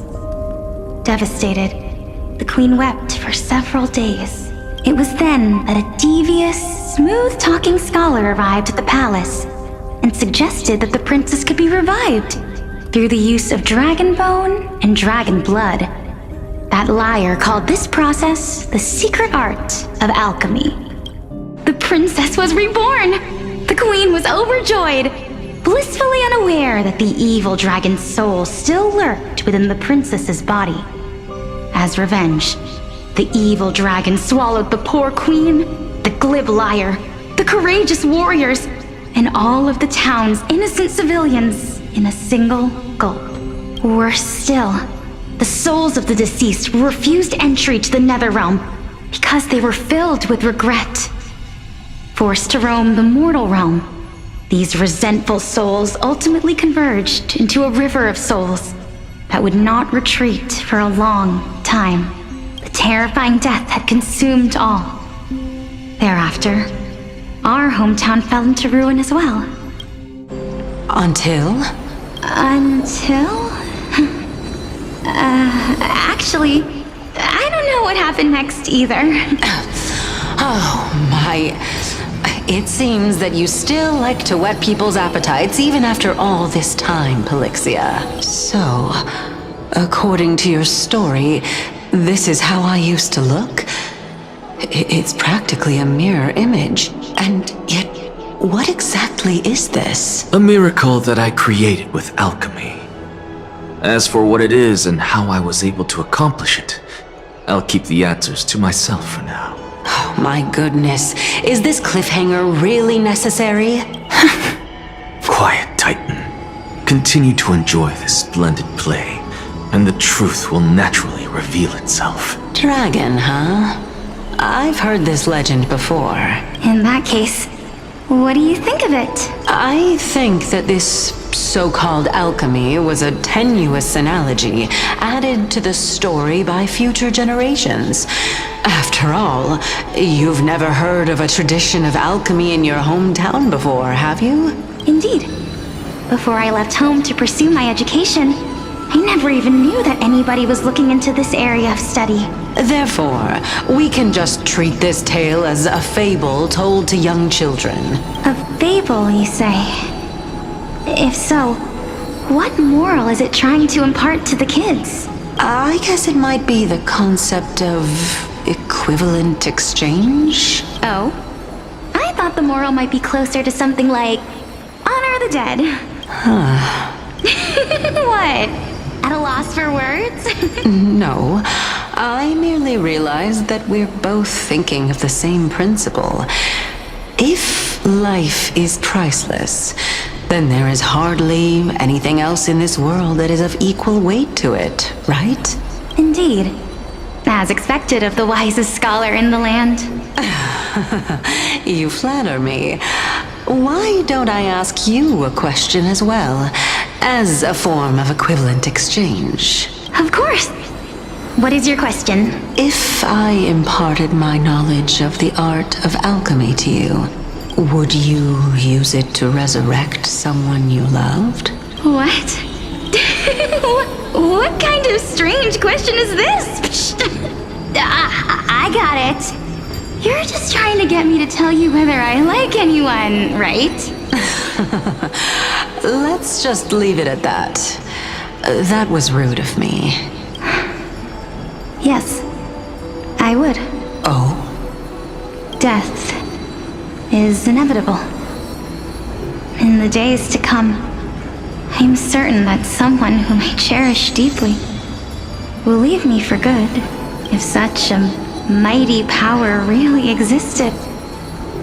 I think I I would use it without hesitation. After all, you, me, and the rest will all have to face that fateful moment eventually.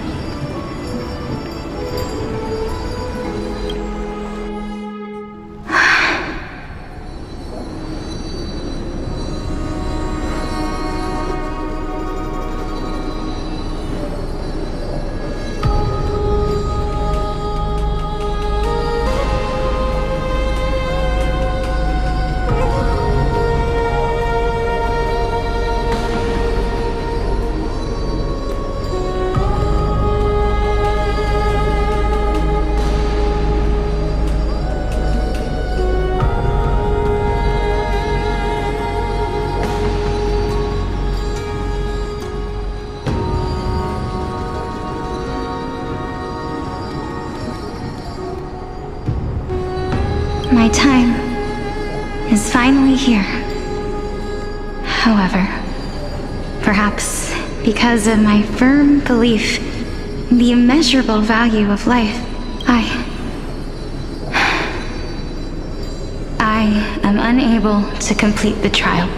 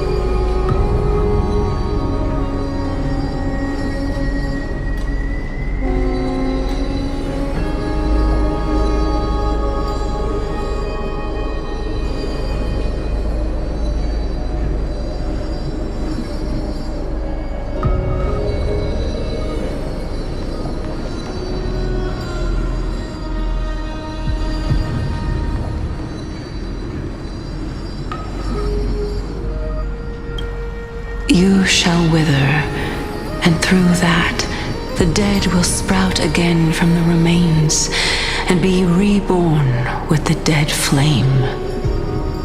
It is a pity that fate is such a cruel mistress. Is there no other way of interpreting those words? I'm afraid that the meaning is clear. Between my sister and me, one must pay the price. Our trial can only be completed when the one chosen sacrifices her life. I'm afraid that the prophecy might even have selected a pair of twins for this exact purpose. Fortune makes fools of us all. My sister is prepared to sacrifice herself. And yet, I can't do the same. How absurd.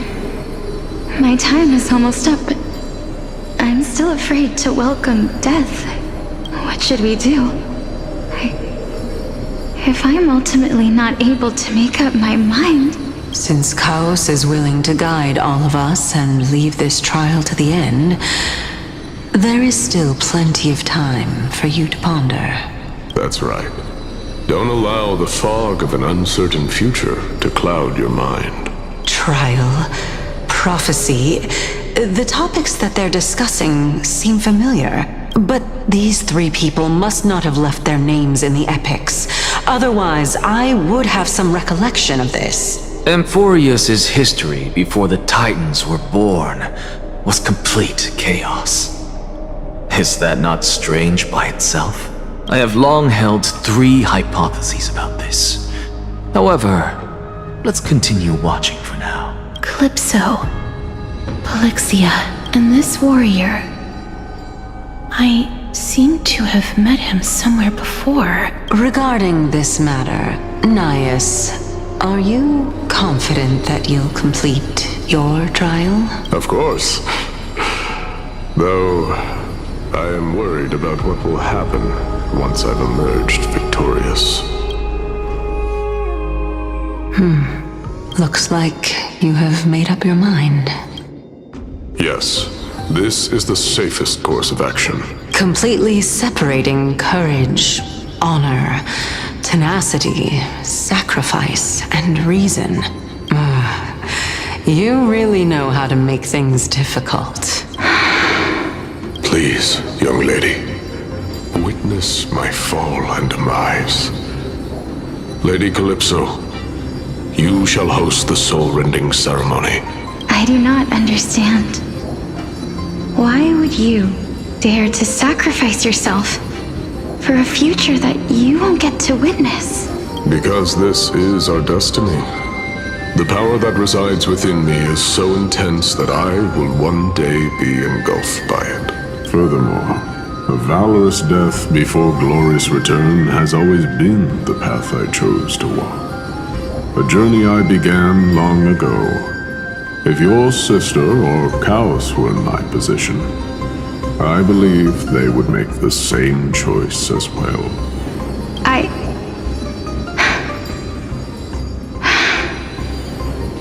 I'm not that brave. I don't know how I'm supposed to face such a serious affair. Despite being Death's chosen one, it seems you still don't know how to face it. Let's chat, young lady. Perhaps I shouldn't end my journey so hastily. Since there's still time, I'm not worried about letting fate wait a little longer. Of course. This warrior is Lord Nias. As the embodiment of Nikador's divinity, he entrusted his life to us and allowed humankind to end his madness. That means that what I'm currently seeing before my eyes is, in fact... Looks like one hypothesis of mine has already been proven true. These heroes are the true forms of the Titans, before they attained their divinity. If so, the chosen one of death that he speaks of is actually... Polixia! Is the previous form of Thanatos? But her appearance... If this is true, as long as we can find out where she went, we'll naturally be able to figure out the location of the Death Titan. But before that, we first need to witness what ultimately happened to Lord Nias.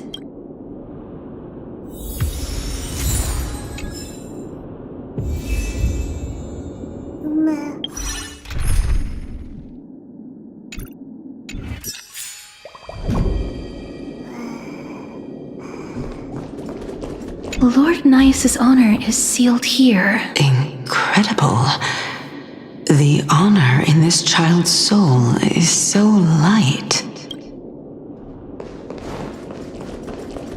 Nikador's courage is a testament that they have never once retreated from a battle. I've heard that these words are still engraved in Castrum Kremnos even today. It didn't occur to me that they were actually part of an alchemical formula. Sealed within this statue is undoubtedly his sacrifice. They use their own body as our city walls, keeping out and protecting us from the pervasive spread of madness. They are acutely aware that if the end times were to arrive, there would be nothing left in this world to conquer.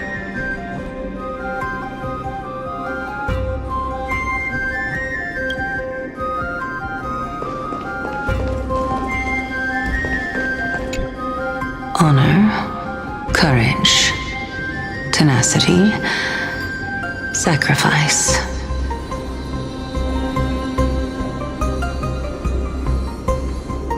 And finally,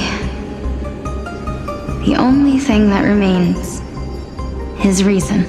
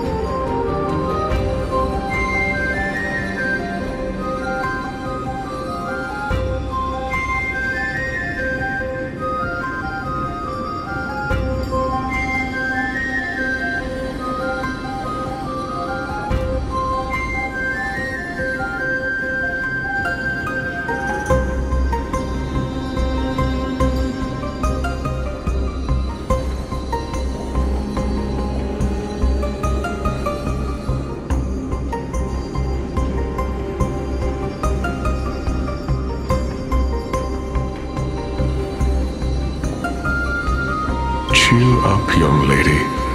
There is no need to shed tears over a glorious death. All farewells in this world are sorrowful, Lord Nias. No, young lady. As a warrior, I have witnessed too many bitter deaths. But now, all I feel is peace. I did not know until this moment that mortals could live their lives in such a way. Although only a sliver of your soul remains, you remain so optimistic. Or maybe the truth is that you aren't able to feel sorrow anymore. To be honest, I don't know either. But I am certain of one thing. This is not an acceptance of death nor apathy toward it. It's not even a feeling of despair. I am just enjoying what remains of my life to the fullest. Enjoying? Indeed. Along this journey that we've taken together, not only have I changed the world, I myself have also changed in the process. And now I have reached the journey's end. When I look back and see the grand epic that I've personally written, how could I not revel in that fact? But when you depart the mortal realm, won't all of your accomplishments be reduced to nothing? Separation and death are two sides of the same coin. Reconciling this doesn't come easily for a mortal.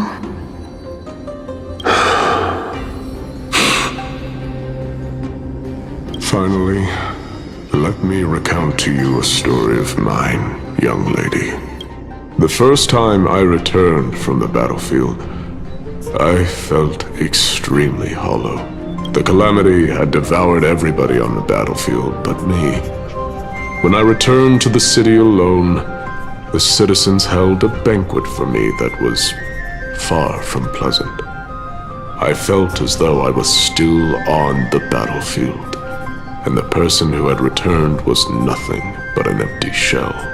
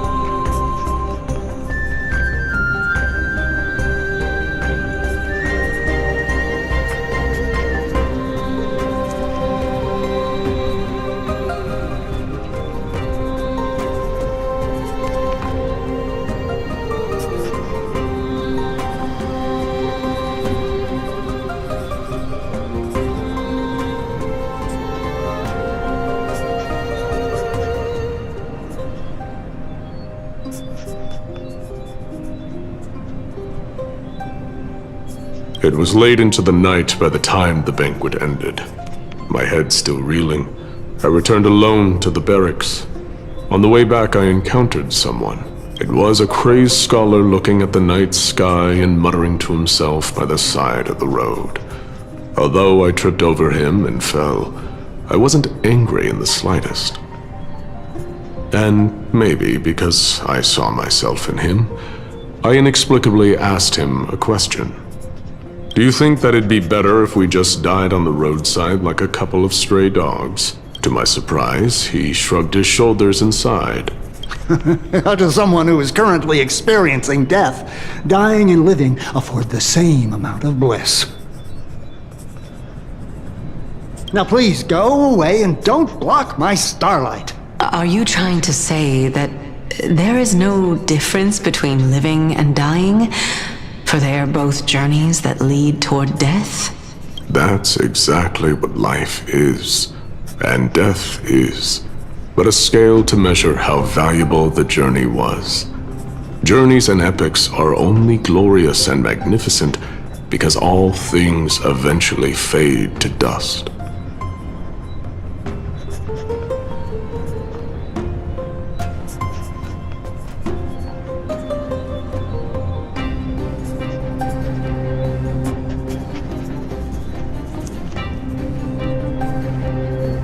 Therefore, young lady, don't detest your fate. Instead, willingly and respectfully embrace it. The embodiment of strife telling me about the majesty of the world. Indeed, I believe that when the fated moment eventually arrives, you will be able to understand my words. It is time for me to knock on death's door. I will set up a long table at the end of the road and humbly await your arrival. When that moment finally comes, let us drink and be merry then.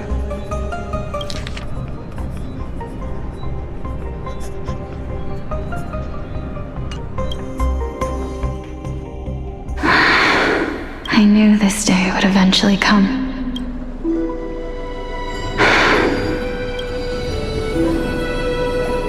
Are the both of you ready? Polixia, I'm here. What? This... This is quite interesting indeed. Is this...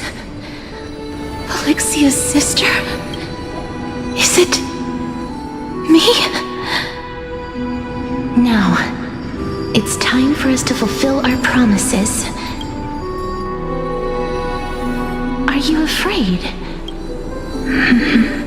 What are you afraid of?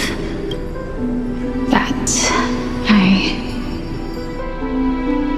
won't be able to do it. You shall wither, and through that, the dead will sprout again from the remains, and be reborn with the dead flame.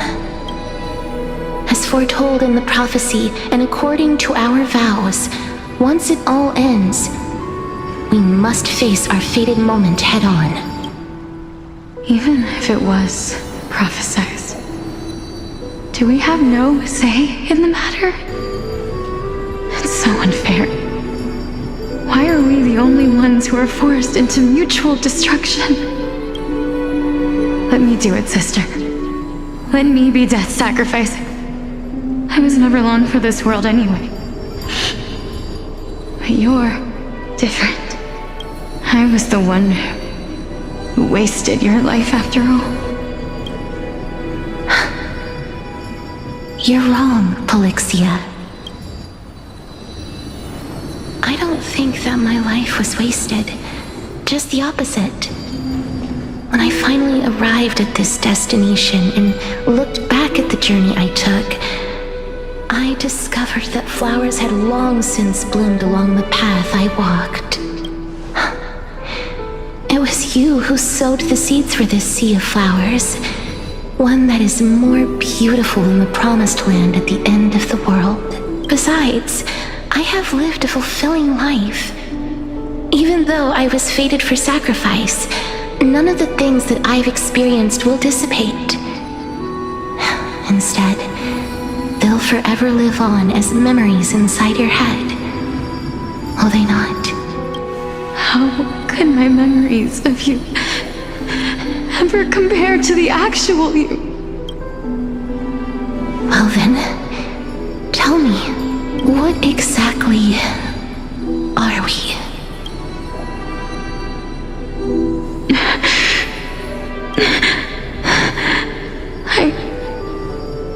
I don't know. I don't know either. But regardless of what the answer is, regardless of how we're shaped by others, or even by this world, ever since we were born, the fact that we existed was predestined, and nothing could erase it. This is why I will always, always be by your side. We're twins, after all. All right, my dear Polixia. It's time to extract my heart and light the flame of death. After that, use it to plant the first bud in the prophesied new world.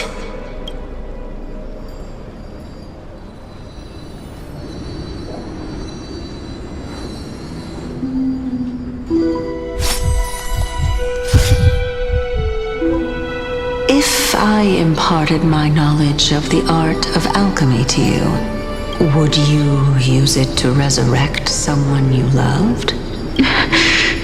Death is inevitable. In the days to come, I am certain that someone whom I cherish deeply will leave me for good. If such a mighty power really existed, I think I would use it without hesitation. Even now, my answer remains the same.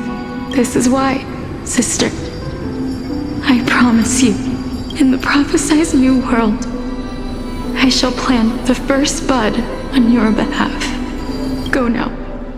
Return to the ocean god's treasured pearl, our hometown. I shall open wide the entrance to the nether realm and grant you a second life. The living beings on this earth shall respond to my call and lead you to the sacred daylight. Remember, do not look back on the land of the dead, and do not stop moving. In the new world promised by the prophecy, march toward your new life. As for the price of our equivalent exchange, let me be the one to pay it. Everybody, we've come to the end. Unfortunately, I am not compatible with the Supreme Being, so I was unable to completely fuse their soul into my own body. However, being able to glean all this from them is exciting enough. I'm certain of this now. Before the Titans that we are well acquainted with were born, a group of heroes roamed the land. These heroes followed a prophecy and took possession of divine authorities one by one, until they eventually became the pantheon of the new world. Just like the flame chase journey of today, Amphoreus' history is cyclical in nature. What a startling revelation. This means that the demigods, who bear the core flames, will also become the new Titans at the world's end, thereby shaping a new world? I believe that this is the truth behind the Era Nova as mentioned in the prophecy. This is utterly unbelievable. Besides, those twins in the past, even if they really are Thanatos, their whereabouts are still unknown even today. Are their whereabouts truly unknown? Didn't Polixia mention that seaside town, the birthplace of alchemy in the tale of the dragon? In our world, there exists a city which perfectly matches that description. Styxia. But the people there worship Vagusa and bear no relation to Thanatos. I have also never been to that place, as in the time of Idonia, it had long turned into underwater ruins. Take this. This is... the new Sporist masterpiece, the Philosopher's Stone. It was made by transmuting all of the sages' wisdom into a single entity, with their flesh and blood as its foundation. Remember? I've mentioned before that the art of alchemy is all about conversion, tempering, and ascension. This process also applies to the pursuit of truth. Regardless of how unbelievable this sounds, the truths of the world have been refined from the impurities. Think about the story of the dragon. This stone will lead you to your real hometown, allowing you to reform the door to the nether realm and discover Thanatos' fate. You still look as confident in your victory as ever. But what if your conjecture is wrong? Simple. I shall merely admit to the entire world that my experiment was a failure. However, my line of thinking will not fail because I have already planted the seeds of doubt into the hearts of the masses. Actions speak louder than words, Castorus. With the assembly about to begin, don't forget the promise you've made. I've already searched for so long. I'm willing to try one more time.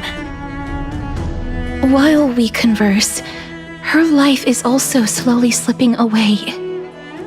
But before I leave, I have another question. What exactly did we witness just now? That was the world imprinted in Kefali's soul. If we are to prove its existence, you must take the final step. Go. Do not disappoint me. I understand. Hey, child of humanity. Don't get antsy. I still remember the question you posed to me. As a scholar, I do not wish to offer up ambiguous conclusions. Let's discuss this topic again when she manages to find the evidence. I merely wanted to ask, was that stone transmuted from your heart? If so, rebirth is no longer an option for you. Why not? When I was a child, I lost someone dear to me. When I was a teenager, I lost my faith. A while back, although you saved my life, I also lost my soul in the process. Now I'm merely forsaking my body. What's the big deal? Why are you always finding ways to die? Isn't it good to be alive? This is but a necessary sacrifice on my path to transform into the purest of them all. Can someone who's dead even claim to be the purest of them all? Furthermore, if your hypothesis is proven correct, does it not just confirm that the myths are true, and thereby invalidate all your theories? No, it's just the opposite. If my hypothesis is correct, it means that I can actually ascend to godhood and reshape this absurd world that you all have created. That's a lot to take in at once. Lady Aglaya, please, let me explain. Go on. You know that the core flame of death has always been the greatest unknown regarding the Era Nova, which is why both you and Kindness desire to gain the power to control that core flame in the approaching Citizens' Assembly. Professor Anaxa has come to a consensus with Kindness. They want to suspend the trial once Thanatos' core flame is reclaimed, hoping thus to eradicate death from this world. If they're successful, then the flame chase journey will cease, and Akama can enjoy everlasting peace. But I know this runs counter to your wishes. So long as we do not usher in Era Nova, the Black Tide will never be eradicated. Even with Lord Mighty on the front line, and the Black Tide not posing an immediate risk, the danger nevertheless remains. Honestly, it's difficult for me to assess the pros and cons in this decision. But someone must bring the core flame before we can begin negotiations over it. The Titan could be very near. I cannot let this chance slip by. Besides, someone has to make this trip to bring back Mrs. Soul. Well said. You already had every reason to seek an audience with Thanatos. It's that great performer who has weaponized your wishes and placed us in this difficult situation. A world without death. Do you desire that too? If fate dictates that my path must oppose yours, I will do all I can to resist it and protect what I aspire to achieve. Lord Mighty showed me that without taking the first step, all talk of what follows is moot.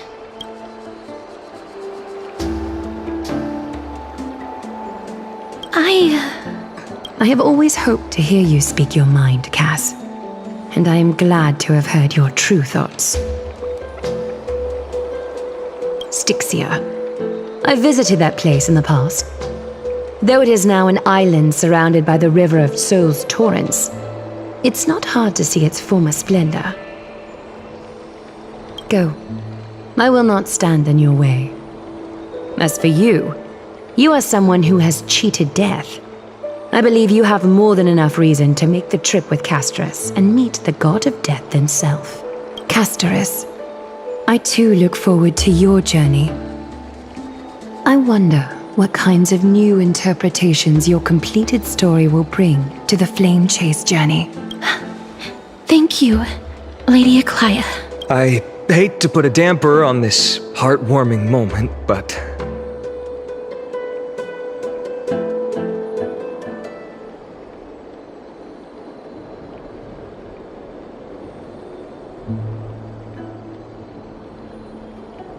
if Styxia is now an island surrounded by the river of Souls torrents, then how do we find a way in?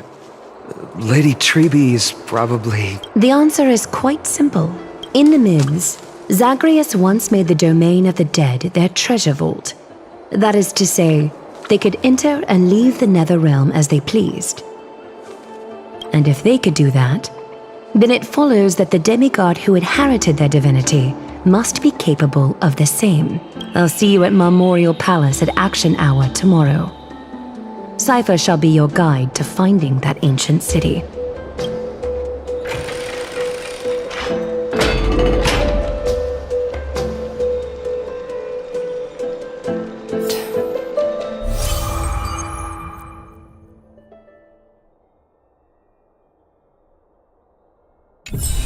Downhung isn't back yet.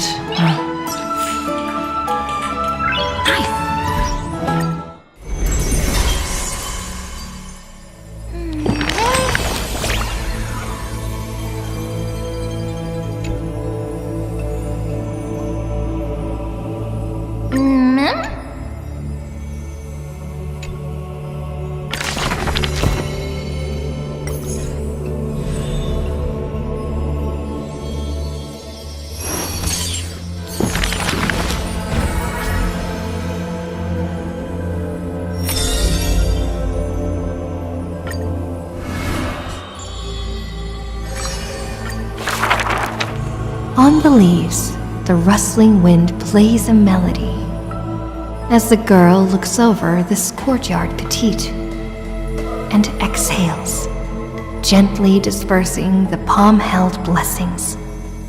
The entire yard is lit softly, like a dandelion bathed in sunlight. Is this courtyard a tad too small? It's okay, Clementine. As long as it provides warmth plenty. The girl makes the courtyard tidy, and in the Evernight lands outside the holy city, there is now a light curing souls' maladies. The girl's skills can bring forth miracles, but today she welcomes a patient quite special. Welcome to the Twilight Courtyard. How can I help you? The gravely patient shakes their head. The end times are coming, and we all wander more and more. Oh, you may heal our wounds, but you cannot cure despair. The girl watches the patient leave, and her heart swells in sorrow. Clementine, prepare some things with me. I want this place to be brighter tomorrow.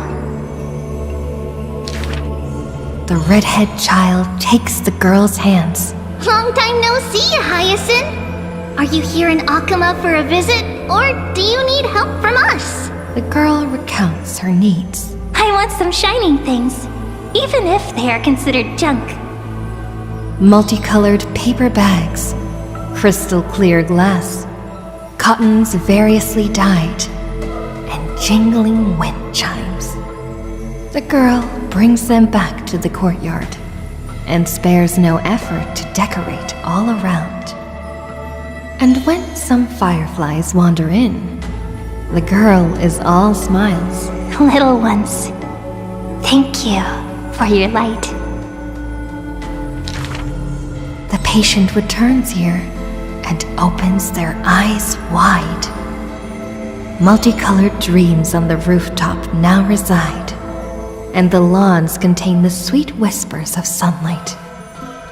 A soft breeze passes with no hint of cold, only serving to wake the playful chimes and ocarinas of delight.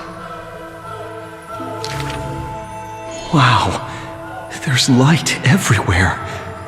What a warm place.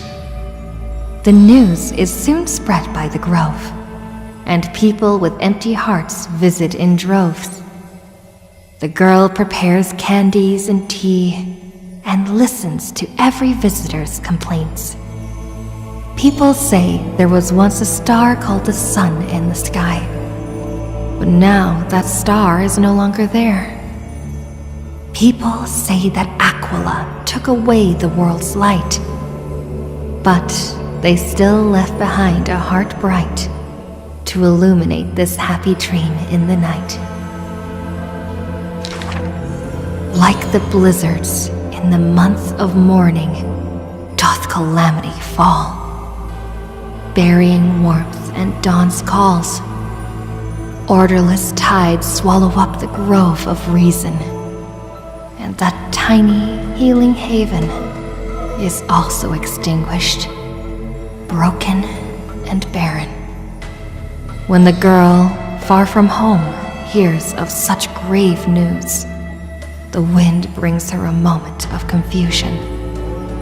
But it also evaporates the tears that briefly sparkle into being, and the girl still smiles, bright and happy. Soon, the people of Akama see once again the girl collecting more pieces and tokens, wanting to rebuild that pure haven.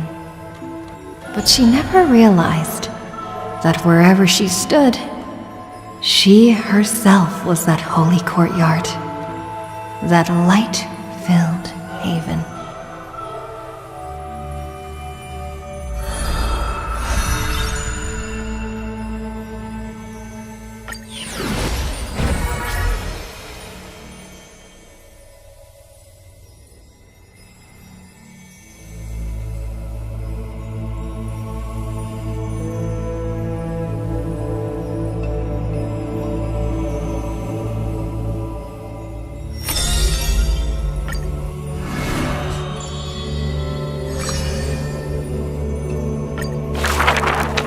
Born with an evil curse, her hand dips into lethal cinnabar and white lead to personally decorate the faces of the dead. Her skills are said to bestow beauty on anyone, even transforming their appearance completely. Many skills were born out of her seclusion, but it painted her dwelling in a gloomy vision. Only a select few have set foot in this mansion, and the thief and the weaver were two such lucky persons. The girl converses with all items in the house, with specimens, tea sets, and even pillows in profusion, as if she can hear the responses of these non-living things. I have always lived in isolation. Out of courtesy, this is how I practice my words and actions. 'Tis hard to believe her explanation. Her face when talking shows such a gentle disposition that unless she is telling fabrications, she must regard her partners as mere children. Thus, people pass these rumors down. Within the area of her encirclement, all things became frozen, escaping time's increments. It is an exaggeration, that is certain.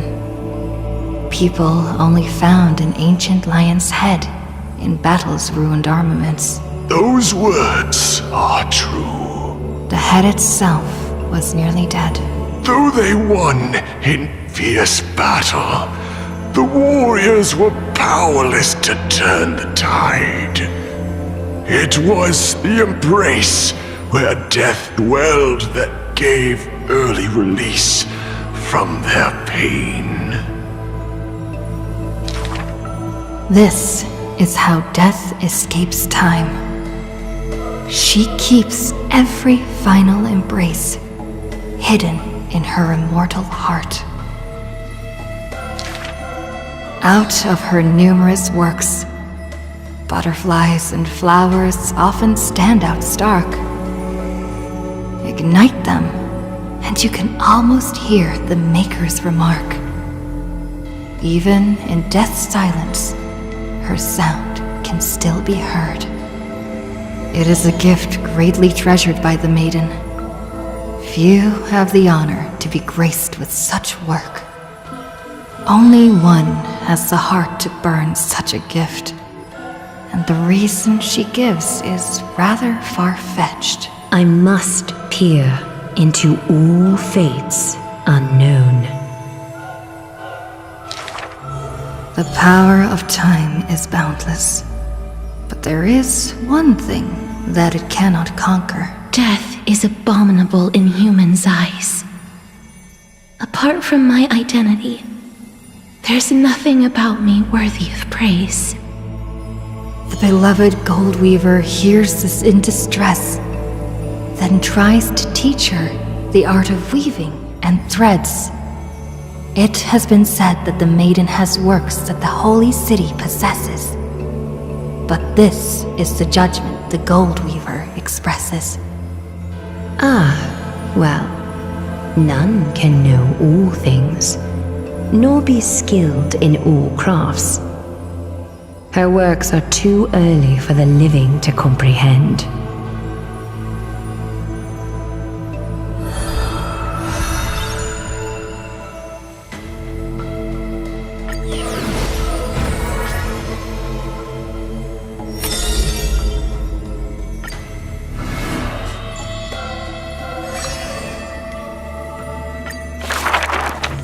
This is a tale buried in history. One day, a student elated in victory dashed around the Grove's territory. I saw the spell the professor carved on his body. The youth with white hair was beside himself in joy. It must be a power most secret, a means for one man to stand against 1,000. That spell was rare indeed, for it was a secret way to overturn a cart of hay. The scholar was still a mortal body, as yet to snatch life from death, or to reforge a new flesh through a god's remedy. Various minute tricks and parody. He studied them all, crafting schemes, oh so busy. For everyone knows, he wishes not to use the divine power that is his, refusing rightful custody. And in that unwitnessed moment of his death, final tragedy, he still held the hay cart spell steady, standing alone, facing the evil enemy. Now, that craft is regarded as a magnificent study, not because of what it was, but because of its purpose, known to everybody. In fact, he once crafted miracles, forging silent servants using soil as vehicle. Though no sentience, they do their job without obstacles, rivaling Titankin in spectacle. However, one day, he suddenly changes his tune. Creation is the Titan's work, and slavery is the Titan's manacle. When imitating divine evil, there's no need to invest reason, most pinnacle. When the servants have all been recycled, he deigns not to explain, fearing to waste his reason or muscle. So he jokingly concludes the questioning with a chuckle. If it's just for odd jobs, students are a better gamble.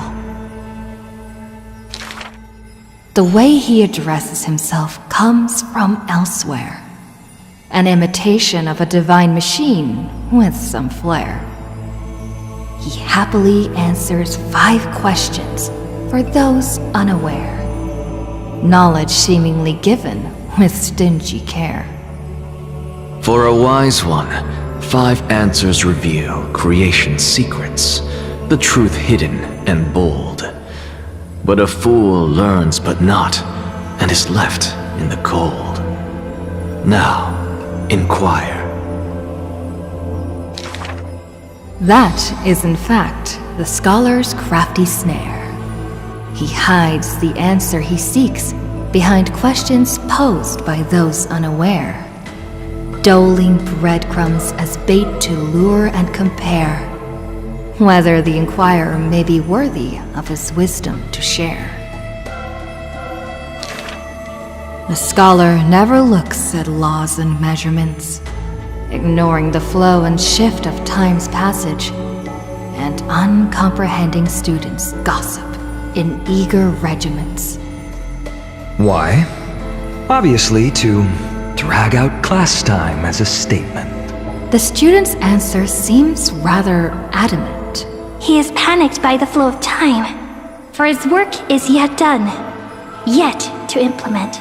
The stubborn assistant interjects in a rare display of testament. This man is too arrogant, and he intends to desecrate Orynyx's accomplishments. The passing sage from another school brings admonishment. Outside the courtyard, the gossip flows into the scholar's ear. He silently gives a grade to every question and argument. But none know the true answer, according to his judgment.